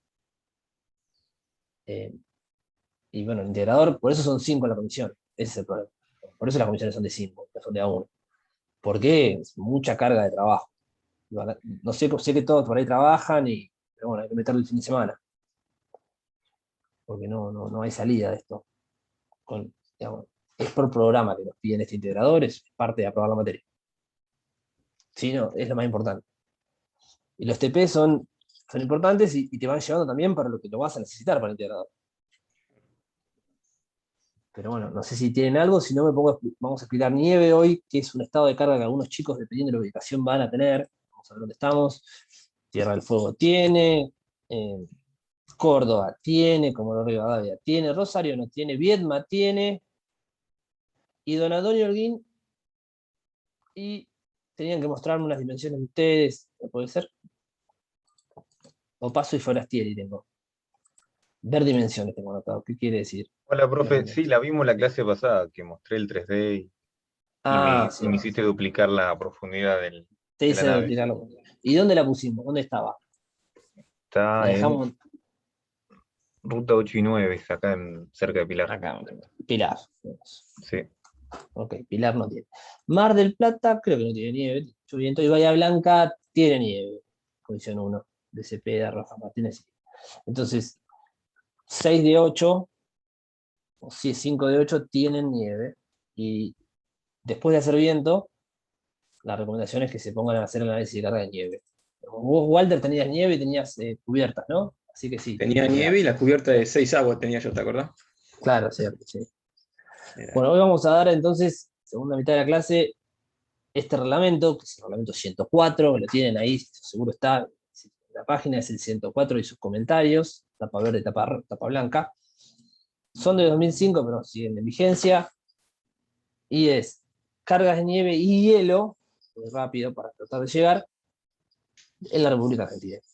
Son cargas mínimas, obligatorias, y van a ser obligatorias dependiendo si, digamos, están en ciertos sectores del país. Estas fotos no son de acá, son de lugares en el norte, no digamos, pero imagínense que la carga de nieve puede ser importante. Por ejemplo, este techito tiene más de 2-3 metros de nieve, ¿no? Entonces, son importantes y por eso esta es la explicación de por qué las casas alpinas tienen el techo tan empinado, es para que no se acumule la nieve. Esta casa está mal puesta ahí. Hay algunas cuestiones, como el hielo también, que va a pasar, y son importantes, van a ver que da más que la sobrecarga de cubierta no accesible, da pesadito, depende de donde estén, ¿no? No hay ninguna en la cordillera, así que no le va muy pesado. Pero es una carga que puede influir y tiene una cuestión de que hay que desbalancearla y demás. El reglamento es muy parecido, es conceptualmente muy parecido a viento, en cuanto a que hay muchos factorcitos y demás, y hay que ir llevando la fórmula, y lo vamos a ir haciendo despacio para que se entienda, pero bueno, hasta que no lo encaren, no van a surgir las dudas. En principio, todo el área sombreada del país, por eso dije Bahía que tiene, por ejemplo, Mar del Plata zafó, todo el área sombreada del país es requisito por reglamento que calculen nieve.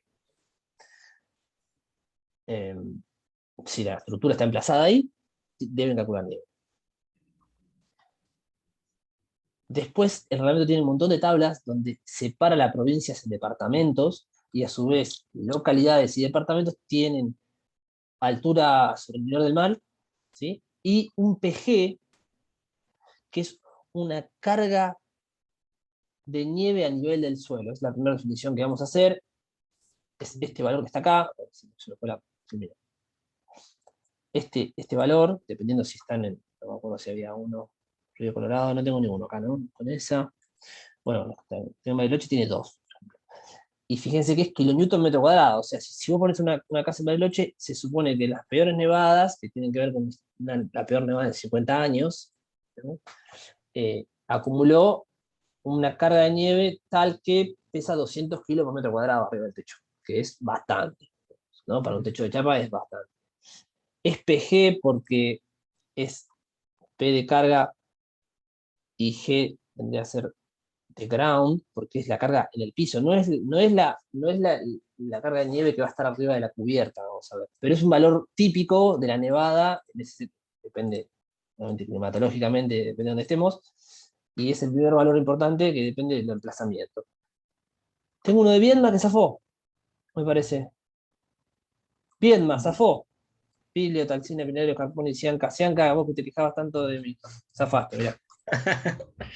Pero de hielo no vas a hacer, sí, zafaste, sí. Zafaste. De casualidad, ¿eh? Me parece que te paso a Bariloche. Está cerquita. Me parece que te paso a Bariloche.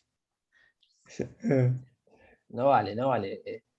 Está cerrado 28. la ubicación, profe. ¿Cómo? ¿Ya estás? Bueno, dale. Está cerrada. No se negocia. Vamos. Bueno, dale. Zafaron, mirá vos. Yo pensé que sí, pero no exige. Entonces, si hubiera estado Bariloche, tenían 200 kilos por metro cuadrado en el suelo, que van a ver que no es la carga, pero es el primer valor. Es como la velocidad básica del viento, es el valor típico. A partir de ese sacamos, vamos a ver qué da. Vamos a afectarla por un montón de coeficientes. De vuelta, igual que viento, estos valores son para ubicaciones en ciudades, en centros urbanos conocidos, donde hay estaciones meteorológicas, donde tengo un cierto historial de nevadas y tengo registros de más de 30 años. Todas estas condiciones no aplican para estos casos. Que estés en medio de la cordillera, en las islas del Atlántico Sur, en las altas cumbres de Córdoba tenés que hacer un estudio o Cerro Tucumán específico de nieve, y ciertos lugares que requieran también, como viento, condiciones particulares que no aplican a este reglamento, pero para el resto de las estructuras urbanas, digamos, lo pueden aplicar. Esta es la foto que no tenía en viento y sí tengo acá. El coeficiente, la categoría de exposición es la misma que viento. Acuérdense que era A, B, C o D. Esto está traído en los comentarios. En vez de tener la explicación, está la foto. Esto es un área urbana con más de edificios grandes. Áreas suburbanas, esto sería terrenos abiertos, y esto sería costero, tendría que estar, no está bien dibujado, pero tendría que estar el mar cerca, 1,5 km. Esta categoría de exposición es igual a la de viento, A, B, C o D. Aparece también, en este caso, un factor de exposición. Esta es la categoría de exposición, está el factor de exposición, que dependiendo si es A, B, C o D, puede ser, no, en realidad no, esto va a depender del valor, pero que puede ser totalmente expuesta, parcial o protegida. Y acá está la definición de la tabla. Son cubiertas todas menos las expuestas. Las parciales son las que no cumplen con las siguientes definiciones. Expuestas son cubiertas que están expuestas a todos sus lados sin que la protección que aporta el terreno, por estructuras más altas o árboles. Por ejemplo, este es el caso. Esto sería una estructura que está protegida. ¿Sí? Son cubiertas ubicadas muy cerca o entre árboles, tipo coníferas, que son perennes todo el año, califican como construcciones o edificios más altos, que hacen que la nieve no se deposite tanto en estas estructuras que están protegidas, porque las protegen las estructuras más altas, sean árboles y demás. ¿Qué quiere decir que esté protegida? Que por lo menos las obstrucciones tienen a una distancia de 10 H0, siendo H0 la altura de obstrucción, tiene que estar esa obstrucción a una determinada distancia de la cubierta, porque la nieve es una carga que se aplica sobre cubiertas planas o inclinadas, y va a proteger entonces la deposición de la nieve, porque va a frenar antes y se va a retener en los elementos más altos. Entonces es una definición, tiene acá un valor. Nosotros esto no lo podemos saber, podemos hacerlo más sencillo, es decir, bueno, está totalmente expuesta, o sea, una totalmente expuesta es esta casita en el medio de la nada, no tiene nada alrededor, está totalmente expuesto. Dependiendo de eso, lo que va a hacer es, hay un coeficiente que fíjense que va entre 0,7 y 1,3. ¿No? Dependiendo de si estoy en zona urbana y protegida, no es al revés, es porque frena el viento y se deposita más cuando está protegida, evidentemente, que cuando está expuesta porque se lo vuela el viento, al revés el razonamiento. Y va a ser un valor que va a jugar a aumentar un 30% o disminuir un 30% las cargas, y valores intermedios, la carga de nieve. Es un factor que se llama CE, ¿sí? Es el factor de exposición. Entonces, dependiendo de la categoría y el tipo de exposición, hay un factor primero que encontrar. Son varios factores. Teniendo PG, teniendo este factor de exposición, hay un factor térmico que tiene que ver con las condiciones de uso y condiciones que suceden dentro de la cubierta. Es tan sencillo, digamos, en todos, siempre está todos excepto los que siguen, es 1. Estructuras mantenidas justo por encima del congelamiento y ciertas estructuras ventiladas aumenta 1,1.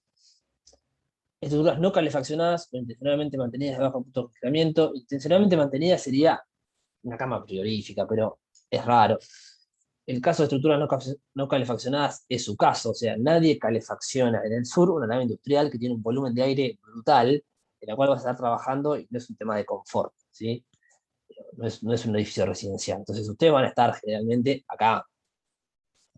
O sea, no se va a calefaccionar. ¿Qué pasa? Vos calefaccionás de abajo, la chapa se calienta un poco y derrite un poco lo que está arriba.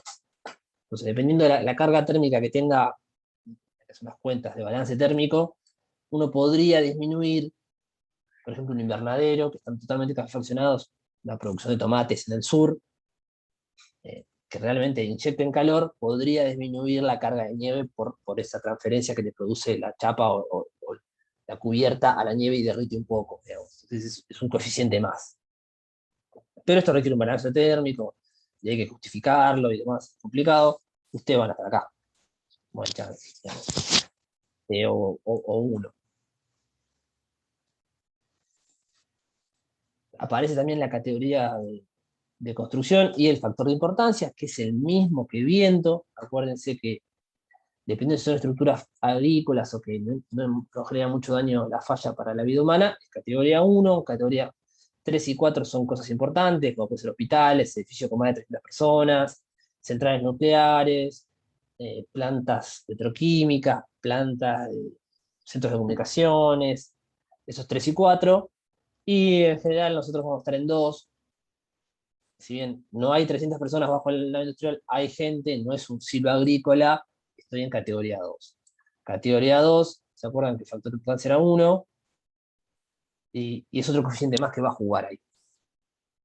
Hasta ahí tenemos la carga en el piso, depende obviamente del emplazamiento, y un montón de coeficientes. Uno de posición, uno térmico y este de importancia. Y vamos a determinar entonces cómo se calcula la carga de nieve sobre cubierta plana, ¿sí? Que es PF.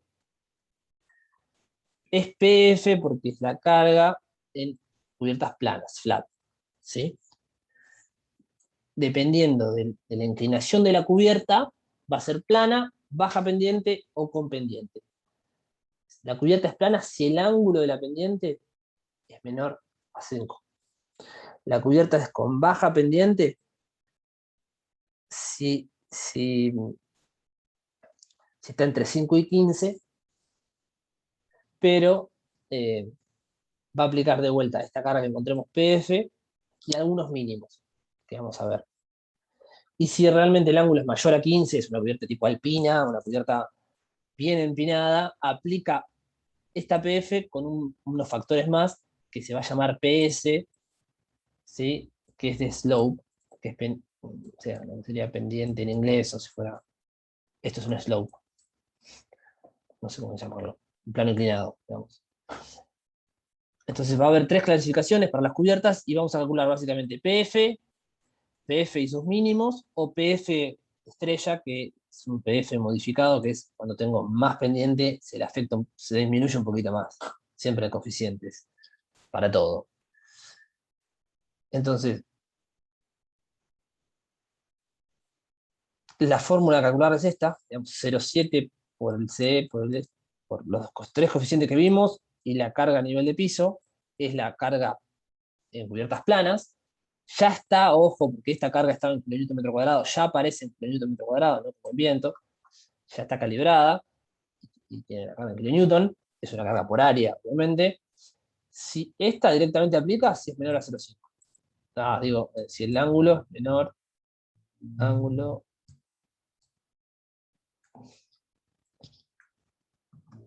si el ángulo es menor a 5 grados, ¿sí? Aplica esto. Si estoy entre 5 y 15, aparte de esta situación, esto puede dar 0,3 por ejemplo, 0,5, hay que ver, aplican estos dos mínimos, ¿sí? Si la carga estaba en Bariloche era 2 kilonewtons la carga, entonces aplicaría este límite. Aplicaría que la carga mínima es el factor de importancia, multiplicado por 1. Ahora, si estoy en Cholet, no me acuerdo cuál era la más chica, la ciudad que tenga menos. Si estoy en 0,3, estoy en general con esa. Si estoy en general con esa, el límite en ese caso, para una pendiente que tengas entre 0 y 15 grados, entre 5 y 15 grados, es el factor de importancia por 0,3. Si el factor de importancia era 1,2, 15, tengo que multiplicar 0,3 por 1,15. Fíjense que estos coeficientes fueron achicando la carga. Entonces puede ser que, ahora lo van a ver, esto me esté dando 0,25 y el mínimo tenga que ser 0,32. Me debería quedar con el mayor entre el cálculo y el mínimo. ¿Sí? Hay un requisito más ahí. Y la carga sobre pendiente, digamos, cuando tengo cubierta con mucha pendiente, o sea, el ángulo es mayor a 15 grados, se le aplica un coeficiente de pendiente, que básicamente sale en un gráfico. Pero bueno, es modificar de vuelta una vez más esta carga que venimos encontrando hasta ahora. Los gráficos son estos, depende si tengo cubiertas cálidas, frías o frías con C igual norma 2. Entro por la pendiente, ¿sí? Fíjate que hay ciertos puntos en los cuales no modifica, porque si es 1 no achica, siempre es entre 1 y 0. Acá tengo que definir superficies lisas sin obstrucciones y ver si realmente resbala más la cubierta, es como que se desliza más la nieve y debería bajar la carga. Uno podría, para no andar calculando estas situaciones de rugosidad, tomar siempre todas las superficies, o puedo tomar sí, siempre todas las superficies, y puedo disminuir entonces para una pendiente con mucha fuerza la carga a un 90 o un 10%, ¿no? 0,9. Dependerá de qué gráfico me corresponda. ¿Estamos hasta ahí? No sé, creo que tengo un ejemplo después. Hasta ahí estamos. Vamos a ver después cómo afecta el mínimo y demás, pero déjenme seguir un poquito más y después por ahí hacemos un número. Hasta ahí estamos bien. ¿Qué pasa cuando tengo cubiertas curvas o cubiertas a dos aguas? La nieve requiere, por reglamento, que se consideren cargas balanceadas y desbalanceadas. Es decir, nosotros vamos a balancear toda la carga en toda la superficie o vamos a desbalancearla porque viene el viento paralelo a la cumbrera, transversal a la cumbrera, y cuando este sea el WX, digamos, transversal, vamos a desbalancear la nieve, porque se voló de un lado al otro, se acumuló más de un lado y limpió el otro. Entonces un estado de la vida útil va a ser, esto va a ser S y esto va a ser S2, digamos, ¿no? Esto va a ser S1 y esto va a ser S2 de estado de carga. Son estados de carga de nieve distintos, balanceado y no balanceado. En el caso de los tres casos que hay, este es para el caso que haya cubiertas con mucha pendiente, o cubiertas curvas. También va a pasar para cubiertas planas, que va a haber que desbalancearlo. A ver si lo tengo más acá. Este se viene ahora. Y una carga que deberían considerar, pero no la vamos a considerar nosotros el integrador, es el tema, que realmente lo menciona, de diques de hielo y carámbanos. En general, cuando tengo una canaleta o algún tipo de descubrimiento después de la cubierta, pasa esto, ¿no? Digamos, se acumula hielo acá, se traba, se acumula más nieve, y el calor de la casa, pasa más en las casas y en otro tipo de instalación, genera agua, el agua más, se acumula cuando llueve y tengo una carga extra que uno podría calcular. Estos aleros, cuando hacen los aleros en Estados Unidos los calculan, no los usamos mucho acá en Argentina, pero sepan que existe. El reglamento hasta ahí da como las generalidades. Dice, bueno, hasta acá es lo que vale para todos. Después hay 6 capítulos de casos particulares. Cargas parciales, cargas desbalanceadas, que ya hablé un poquito, pero este es el más importante. Sombras aerodinámicas, salientes de cubierta, caídas por deslizamiento y bueno, el tema de lluvia sobre nieve. Y inestabilidad por acumulación de agua, algo vimos, pero bueno, vamos a mencionarlo simplemente. Es imposible abarcar todo el reglamento, voy a dar lo que corresponde al integrador nada más, porque si no se hace muy largo. ¿Qué pasa cuando tengo vías continuas? ¿Qué es una vía continua? Una correa. Estos son los pórticos, cada 6, 8 metros. Yo tengo una correa en la cual el reglamento lo que dice es, bueno, no tomad a mero, no tomes todo cargado, porque es peor tener el primer tramo lleno y el resto la mitad, el resto de la correa con la mitad y todo completo, un tipo de especie de damero, ¿no? El primer tramo con la mitad, 2 tramos completos y 3 tramos por la mitad, y así. Esto para la correa se debería cargar así, cuando vamos a iniciar la correa. Porque lo que toma la nieve es la correa. Y lo que decía carga avanzada es esto. Cuando no haya viento, vamos a usar ese 1. Y en las combinaciones que haya viento transversal, que dependerá si es el 1 o el 2, no importa, el viento transversal, vamos a querer aplicar ese 2. ¿Por qué? Por esto que pasa. El viento desplaza la nieve hacia un lado, el lado a sotavento, este barlovento. Entonces se produce un relajamiento de la carga acá y una sobrecarga mayor en el lado sotavento. Por cómo es el flujo del aire, al desviarse, esto acá levanta velocidad, arrastra, acá hay vórtices y una baja presión, y toda esa zona se vuelve a depositar. ¿Qué hace el reglamento? Bueno, esto es importante. Dice, bueno, ustedes consideren S1 balanceada, y después, si el desarrollo de la cubierta, que es W, es menor a 6 metros, que no es su caso, pueden tomar nada y 1,5. Cuando el desarrollo es mayor, porque es mayor a 6, porque todos tienen más de 12 metros de luz, 25, 30, ustedes tienen que el W es 12, 13, 15, tienen que poner el 0,30%, el 30% de PS en el lado a barlovento y recargar con 1,2 y este beta, que anda por ahí en el reglamento, no se preocupen, a sotavento.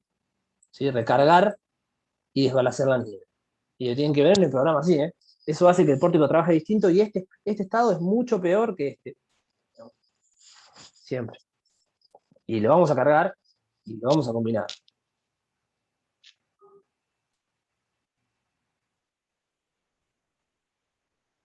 Bueno, viene otro capítulo, habla de acumulación, esto le pasó a Walter, digamos, cuando tenés pendientes sucesivas, tenés acumulación en los dientes de sierra, tenés acumulación de un techo a otro, digamos, se vuela de acá y siempre en las...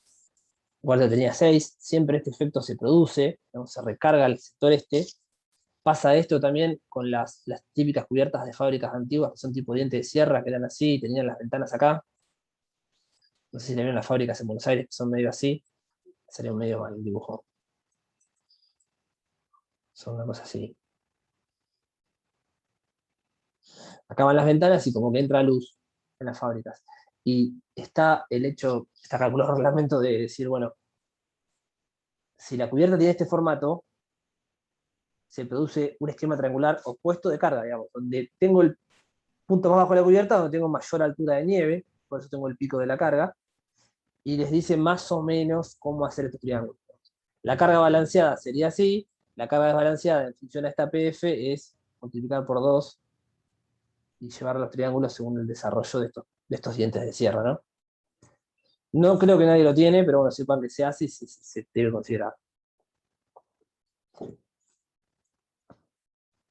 Otra cosa que puede pasar, creo que nadie va a tener, porque ninguno tiene un edificio que tenga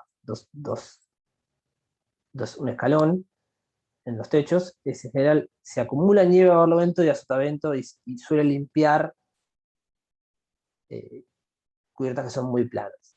Por ejemplo, edificios de hormigón y demás. Entonces lo que pasa es que en realidad el viento va acumulando sobre techos más bajos. Si alguno tuviera, por ejemplo, creo que los chicos tienen, no me acuerdo, los chicos de Tierra del Fuego, tienen una nave industrial y abajo tienen oficinas, tiene un sector de oficinas más petizo, porque acá tengo 13 metros para tener un puente de grúa y acá tengo 6 metros para poner un piso de oficinas, tenés que calcular una sobrecarga extra por nieve por este efecto del viento de lo que se te cayó de arriba, las sombras aerodinámicas. El reglamento lo da una forma de hacerlo, o sea, la nieve balanceada sería esta que está acá, y le agregas un triángulo respecto al alero donde tenés más alto, que tiene estas fórmulas, HC, HD y salen de acá, ¿no? Dependiendo de la carga a nivel del suelo, y entras a esta figura 9 y podés sacar esta altura para, bueno, sobrecargar tu edificio. Creo que nadie lo tiene. No me acuerdo los chicos de Tierra del Fuego si tenían unas oficinas, al final no. Me parece que no. Pero realmente lo prevé y está considerable. No, bueno, no era el proyecto que adoptamos al final. Ah, era el otro. El otro, Sí. el del agua, sí. En general consideren este valor. y va a andar bien. Lo mismo pasa cuando la pendiente tiene más de 30%, que es lo que dice acá. Yo les traigo los estratos de reglamento para no tengan que leer todo, pero hay caída de nieve por deslizamiento cuando la pendiente es muy grande y tengo un techo, mismo caso, una nave industrial, y tengo un pequeño techito de oficina, se le cae todo encima. Acá el reglamento, esta figura dice 30, pero el reglamento dice mayor a 16. Y se debería considerar también. No lo damos, sepa que existe y que puede pasar que se los pidan en algún momento. Escapa totalmente al alcance de la materia. ¿Sí? El reglamento es muy largo, es tedioso, pero está bastante resumido en el principio con lo que di. Y bueno, sepan que estos casos particulares están en distintos capítulos y los pueden ir a buscar cuando lo tengan que hacer eventualmente. Es muy difícil dar todo el reglamento.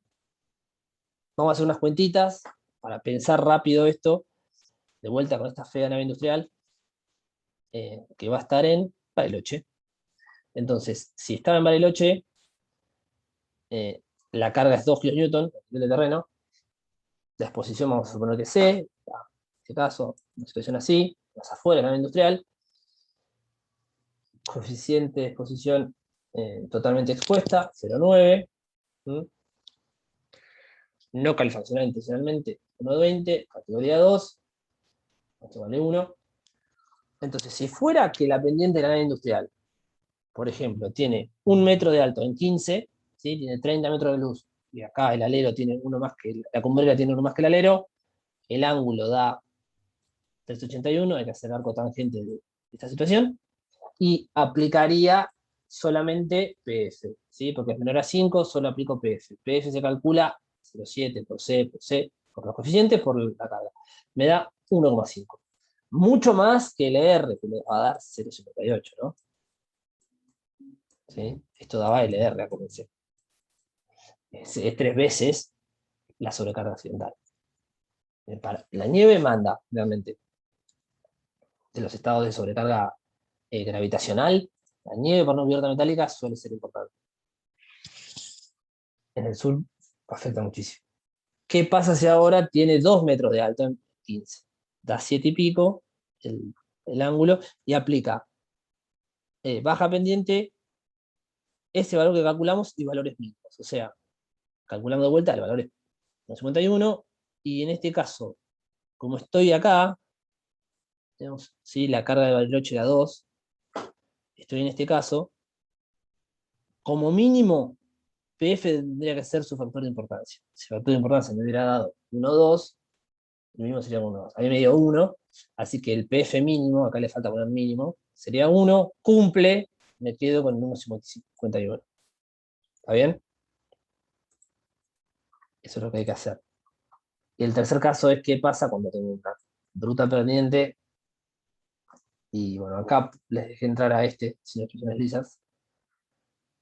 Y a la carga calculé de 1,51, calculo, por decir que habíamos tomado el coeficiente térmico 1,2, subo por 30 y pico de grados que me había dado y encuentro 0,62 acá, mi coeficiente dependiente, CS, y disminuye un poco la carga que puedo aplicar, porque la nieve resbala. Esta es la explicación de por qué las casas alpinas tienen esa...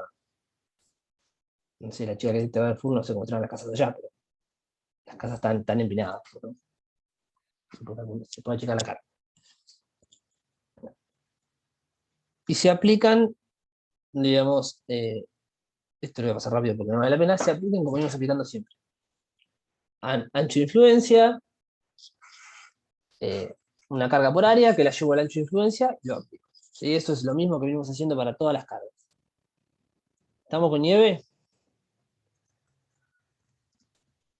Cuando les toque hacerlo también. Les toque hacerlo con cariño, lo van a llevando prolijito y sale. Tenemos que dar ahora hielo. Que bueno, justo este año no hay nadie, pero lo voy a dar rápido para que sepan que se calcula y es muy particular de un tipo de estructuras, obviamente. Pero si no hay nudos de nieve, pasamos rápido a hielo, que también es el mismo reglamento, está al final, o sea, son 2 pedazos de reglamento, y es una carga que también afecta bastante las estructuras en el sur. Sobre todo, obviamente, la carga de nieve afecta cubiertas planas, superficies. Ahora, la carga de hielo, perdón, afecta elementos lineales, ¿sí? Cables, como ven acá, torres de alta tensión reticuladas, mástiles, puentes peatonales, todas estructuras que tienen elementos lineales, perfiles expuestos a la intemperie. Entonces, en vez de acumular nieve, porque no van a juntar nieve en un angulito, o en un perfil, o en un cable, se congelan y aumenta muchísimo su peso. Eso es lo que pasa acá, con los cables. Y puede fallar por hielo, digo, claramente.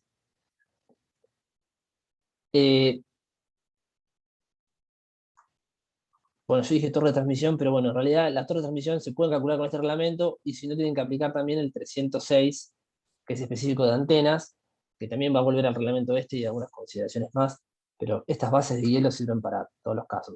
Algunos chicos que tengan un puente, alguna vez hemos hecho una pasarela en el sur, en Neuquén o en algún lugar, o más al sur todavía, tienen que calcular hielo. Me parece que en este año no tenemos nadie, pero existe y se calcula. Es parecido a la metodología, es distinto porque vamos a calcular, en vez de una carga de superficie, vamos a calcular un espesor de hielo alrededor, un manguito de hielo que se va a formar alrededor del elemento, del perfil. Entonces lo primero que hace el reglamento es hablar de dimensión característica, y generalmente se va a formar hielo acá, alrededor del cable, por ejemplo, o el tubo. Se va a formar hielo también, es medio feo cuando se puede, y se va a formar hielo alrededor del WD. Entonces fíjense que es rara como la define, lo hace a propósito esto, ¿sí? En el ángulo define desde este punto a este punto. En el WT define desde esta esquina hasta esta esquina, raro. Y bueno, acá es sencillo. Entonces lo que va a decir es que, bueno, en realidad el área del hielo, ¿sí?, la calcula como la corona de hielo, ¿sí? Es decir, esta corona, vamos a borrar todos, esta fórmula es esta, pueden hacer la derivada de la cuenta, pero fíjense que es DC más TD por un perímetro. O sea, si esto es la dimensión característica y esto es el espesor de hielo, que le llama TD,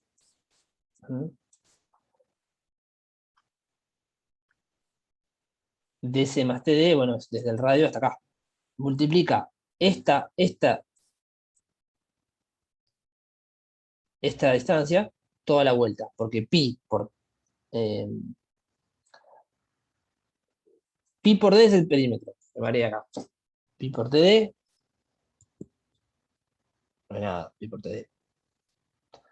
O es el perímetro, es derivado de hacer la cuenta al revés. Yo la sé de otra manera. Lo que necesitas hacer es esta corona. Entonces vos o calculás el diámetro medio de esto y multiplicás este diámetro medio por un espesor y tenés toda la corona, o haces esta cuenta que va a dar lo mismo. Este área de hielo define un volumen de hielo, y con ese volumen vamos a calcular la carga, básicamente, ¿no?, que van a tener por hielo. Ahora lo vamos a hacer. Hay un factor de importancia que es el mismo que nieve y que viento, paso rápido, pero acá te agrega, para otros valores acá, agrega un multiplicador por viento concurrente que no lo vamos a usar. Y lo que no dije hasta ahora es que en realidad uno debe calcular hielo en todos estos lugares. Zona 3, sí tengo una determinada altura a nivel normal, ¿no? Fíjense que si estamos en la sierra de Buenos Aires, donde sería Sierra La Ventana, creo que ya llega a más de 1000 metros, debería calcular un espesor de diseño de hielo, espesor nominal T, no T de diseño, T de 6. Si estoy en zona 1, zona 2, ya con estar a baja altura tengo que calcular un espesor porque son zonas que sufren hielo. No es el caso, pero si hubiera un puente, alguna estructura con perfiles expuestos en esta zona siempre tengo que calcular. Acá en Buenos Aires, en toda esta zona del país, no, porque siento que esté en algún lugar muy alto, la Sierra de Córdoba, por ejemplo, también. Lo que va a dar el reglamento es ese espesor del cual partir, es decir, se va a formar esto, digamos. Guarda con la densidad del hielo, que es una que la del agua, no es 1000, es 300, dice el reglamento, considero 900. Y hay un factor de altura, que bueno, que es parecido al, este es igual al viento, que depende de la altura de vuelta del elemento respecto al nivel del piso. O sea, si yo tengo el piso así, vamos a hacerlo rápido y bien. El terreno natural está acá y tengo una torre de alta tensión o un puente, lo que fuere. Digamos, dependiendo de la altura del elemento, va a valer este FZ, ¿no? Tengo un valor y Z se mide desde el piso, básicamente. Z se mide así. Es parecido a cómo se mide Z del viento. Con todas estas fórmulas, el factor Z, aparece el factor topográfico, ¿sí? Aparece el factor topográfico, este era de igual que en viento, pero multiplicado a la 0,35, digamos, andá a saber cómo llegar a ese número, pero elevado a la 0,35, este es el factor topográfico que vimos en el reglamento de viento, el factor de importancia, y lo importante de todo es, dependiendo en qué sector del país y qué altura sobre el nivel del mar estoy, el reglamento me da valor básico, 6 milímetros, de este manguito de hielo, se llama manguito esto, que se va a formar alrededor, la corona. Digamos, esta corona que se calcula para un círculo va a tener la misma fórmula y se va a calcular de igual forma para el doble T, para todos, cambiando cómo tomo la dimensión característica. Si se acuerdan, la tomaba a propósito, no es exacto, la toma distinto en cada caso, para tratar de llevar la fórmula similar a la del círculo. Es medio un chanchullo, una simplificación, el reglamento lo permite, lo toma así. Entonces, vamos a hacer un ejemplo rápido de un puente que existe, que es un oleoducto que básicamente es un puente atensorado, tiene 2 mástiles en cada una de las veredas del río y tiene una plataforma que va colgada de esa estructura articulada y va atensorada a un par de cables guía. Es así, digamos, visto el modelo. Tiene cables horizontales para que no se forme por temas de viento. Entonces, vamos a ver cuánto se forma en este tubo, bueno, los tubos típicos que tengo acá abajo, por ejemplo, de hielo, y no me acuerdo dónde era, si era Neuquén o... Ahora vamos a ver, que a un lado lo tengo. ¿Lo anoté por acá? ¿Dónde está?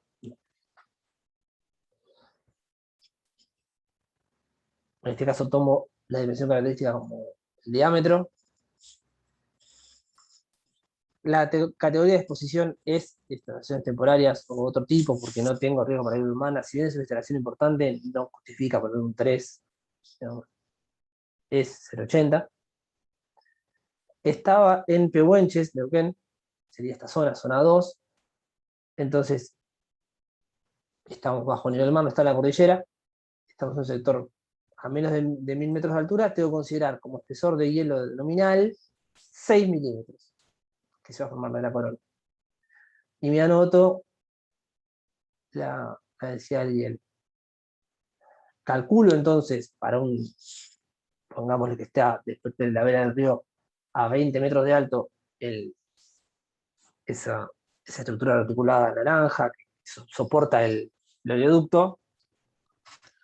Calculo el factor de altura, entro a la fórmula, yo voy a tomar casitativo de la 1, lo que veo en la foto, tendría que hacerlo bien, voy a tomar casitativo de la 1, y encuentro entonces mi espesor de hielo de diseño, que de vuelta le pusimos subíndice D, y con esta fórmula, ¿sí?, encuentro 5 milímetros. A partir de 6, lo achiqué un poco por importancia, subí un poquito por la altura respecto al nivel del piso, pero estoy en 5,3. Si el caño, yo les digo que tiene 32 milímetros, esto es el cable, no es el caño, ahora que pienso, 32 milímetros es el cable. Aplico la fórmula que da para la corona, el reglamento, y me da 5,98 centímetros cuadrados, o sea, esta superficie de espesor del manguito de hielo, el área del manguito de reposición. Este área la multiplico por la densidad del hielo, porque este es hielo, no es agua, y me da una carga lineal a aplicar sobre el cable. ¿Sí? Lo que estamos haciendo es el cable este que está acá. Estos cables que están acá arriba. Con esta carga lineal se la aplico directamente el cable, ¿no? Como peso propio, como una carga gravitacional, ¿no? Que me deforma más el cable y me genera una situación distinta en el caso de que se produzca esta carga. Esta carga de hielo también va a entrar en las combinaciones del LRFD y las combinaciones como carga S, cuento, nadie la va a usar, pero se combina como si fuera, está dentro de S, ¿sí? Es nieve y hielo, y es muy usual en todas las estructuras, lo que son antenas, temas de alta tensión, cable y demás, que escapa la materia, pero bueno, en algunos casos lo hemos usado en pasarelas peatonales, lugares que lo ha meritado, ¿no? Me queda entonces la carguita ya lista para aplicar en mi cable. Y le tendré que poner el modelo y combinarlo según el RFD, y será me aumentará la tracción en el cable, debido a que se puso más flecha, y lo tengo en cuenta a la hora de diseñar. Entonces, hasta acá tenemos nieve y hielo. Es largo. Entiendo que hielo por ahí lo van a dejar medio abandonado porque no tiene nadie. De vuelta, yo les vengo diciendo que hay que meter al integrador porque bueno, hay chicos que no lo tienen, chicos que sí, pero es importante, esta carga hay que calcularla, hay que desbalancearla sí o sí en las naves industriales que tenemos, tiene que estar bien hecho, tiene que estar bien cargado, no tiene que dar cualquier cosa, porque si no, explota el modelo, digamos. Hay que hacerlo prolijo y bien, y ir anotándolo en la memoria. Si tienen alguna duda de hielo, se complicó. Yo un día en el pizarrón deduje esta fórmula, y ahora no me quiero poner a deducirla acá, con este lápiz feo, la fórmula de la corona, pero y deduje que era igual hacer esto. Y por D, saca factor común. Profe, Sí. es el perímetro de la corona multiplicado por el espesor. El diámetro ahora es el diámetro del redondo. Claro, esto es el perímetro de la corona, ahí está. Y esto es el espesor. Está bien, la corona. Claro, pi por D más TD es el diámetro medio, porque tengo medio TD acá y medio TD acá. Esto es DC y esto es pi. Vamos a hacerlo una cosa que sea más grande. O sea, acá hay un diámetro medio, mal dibujado. Si tengo un TD, 2 TD, esto es 2 veces TD, pero el diámetro medio es medio TD para este lado, medio espesor de manguito de hielo y medio espesor.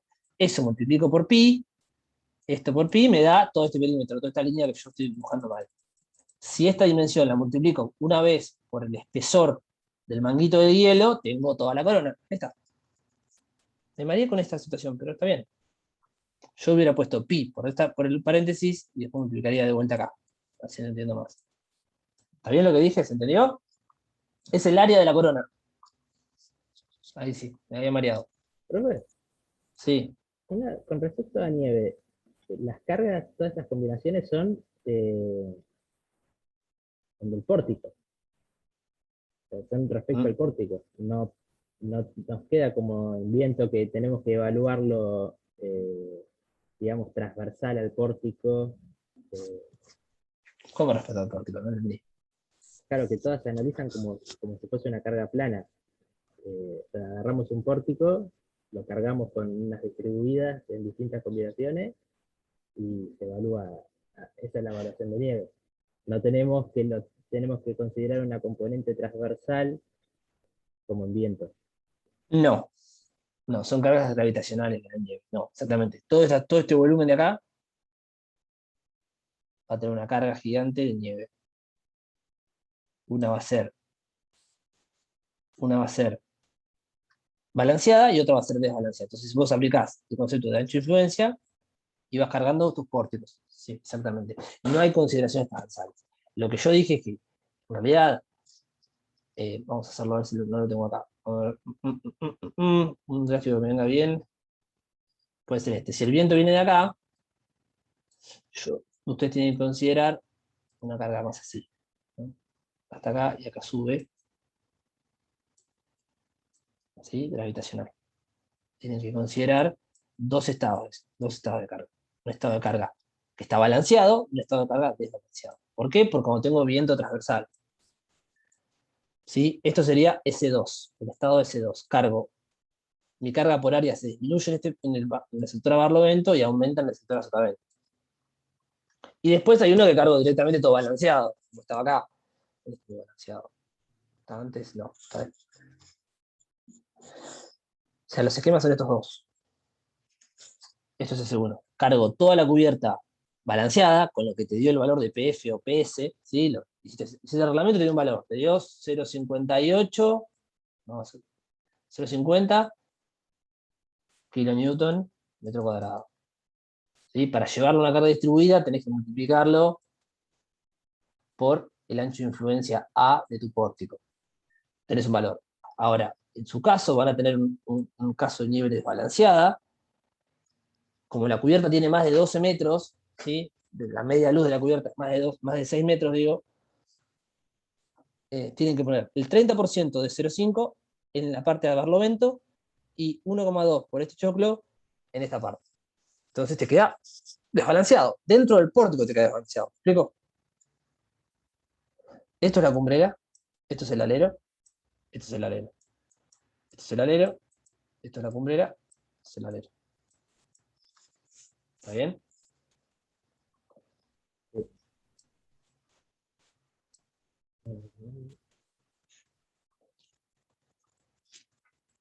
¿Entiendes? O sea, voy a ver, como yo traté de dibujar muy mal. Sí, el viento barre un cacho de nieve que lo amontona en el otro alero. Exactamente. El reglamento te dice toma esto, como precaución toma esto, te dice. Exactamente. Eso es lo que pasa.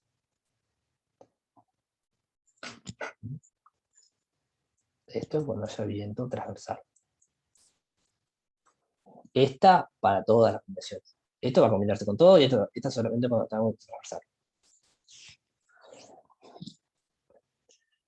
Alguno podríamos, por lo menos háganlo así, después discutimos las combinaciones.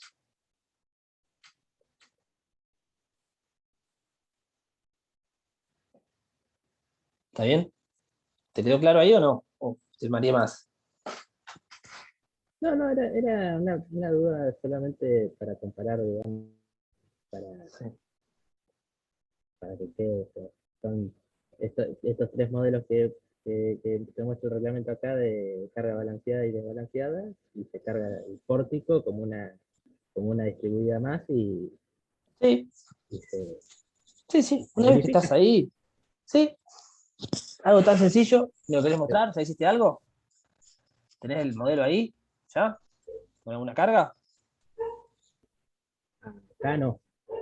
Bueno, prepárenlo para la semana que viene. Lo vemos. ¿La semana que viene hay clase?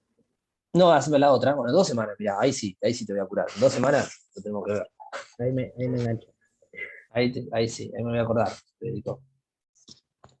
La semana que viene tomamos finales. Vamos a tomar final. Nosotros nos llegaron algunos escritos. Bueno, voy a dejar de grabar, no sé si tienen dudas. Hasta acá.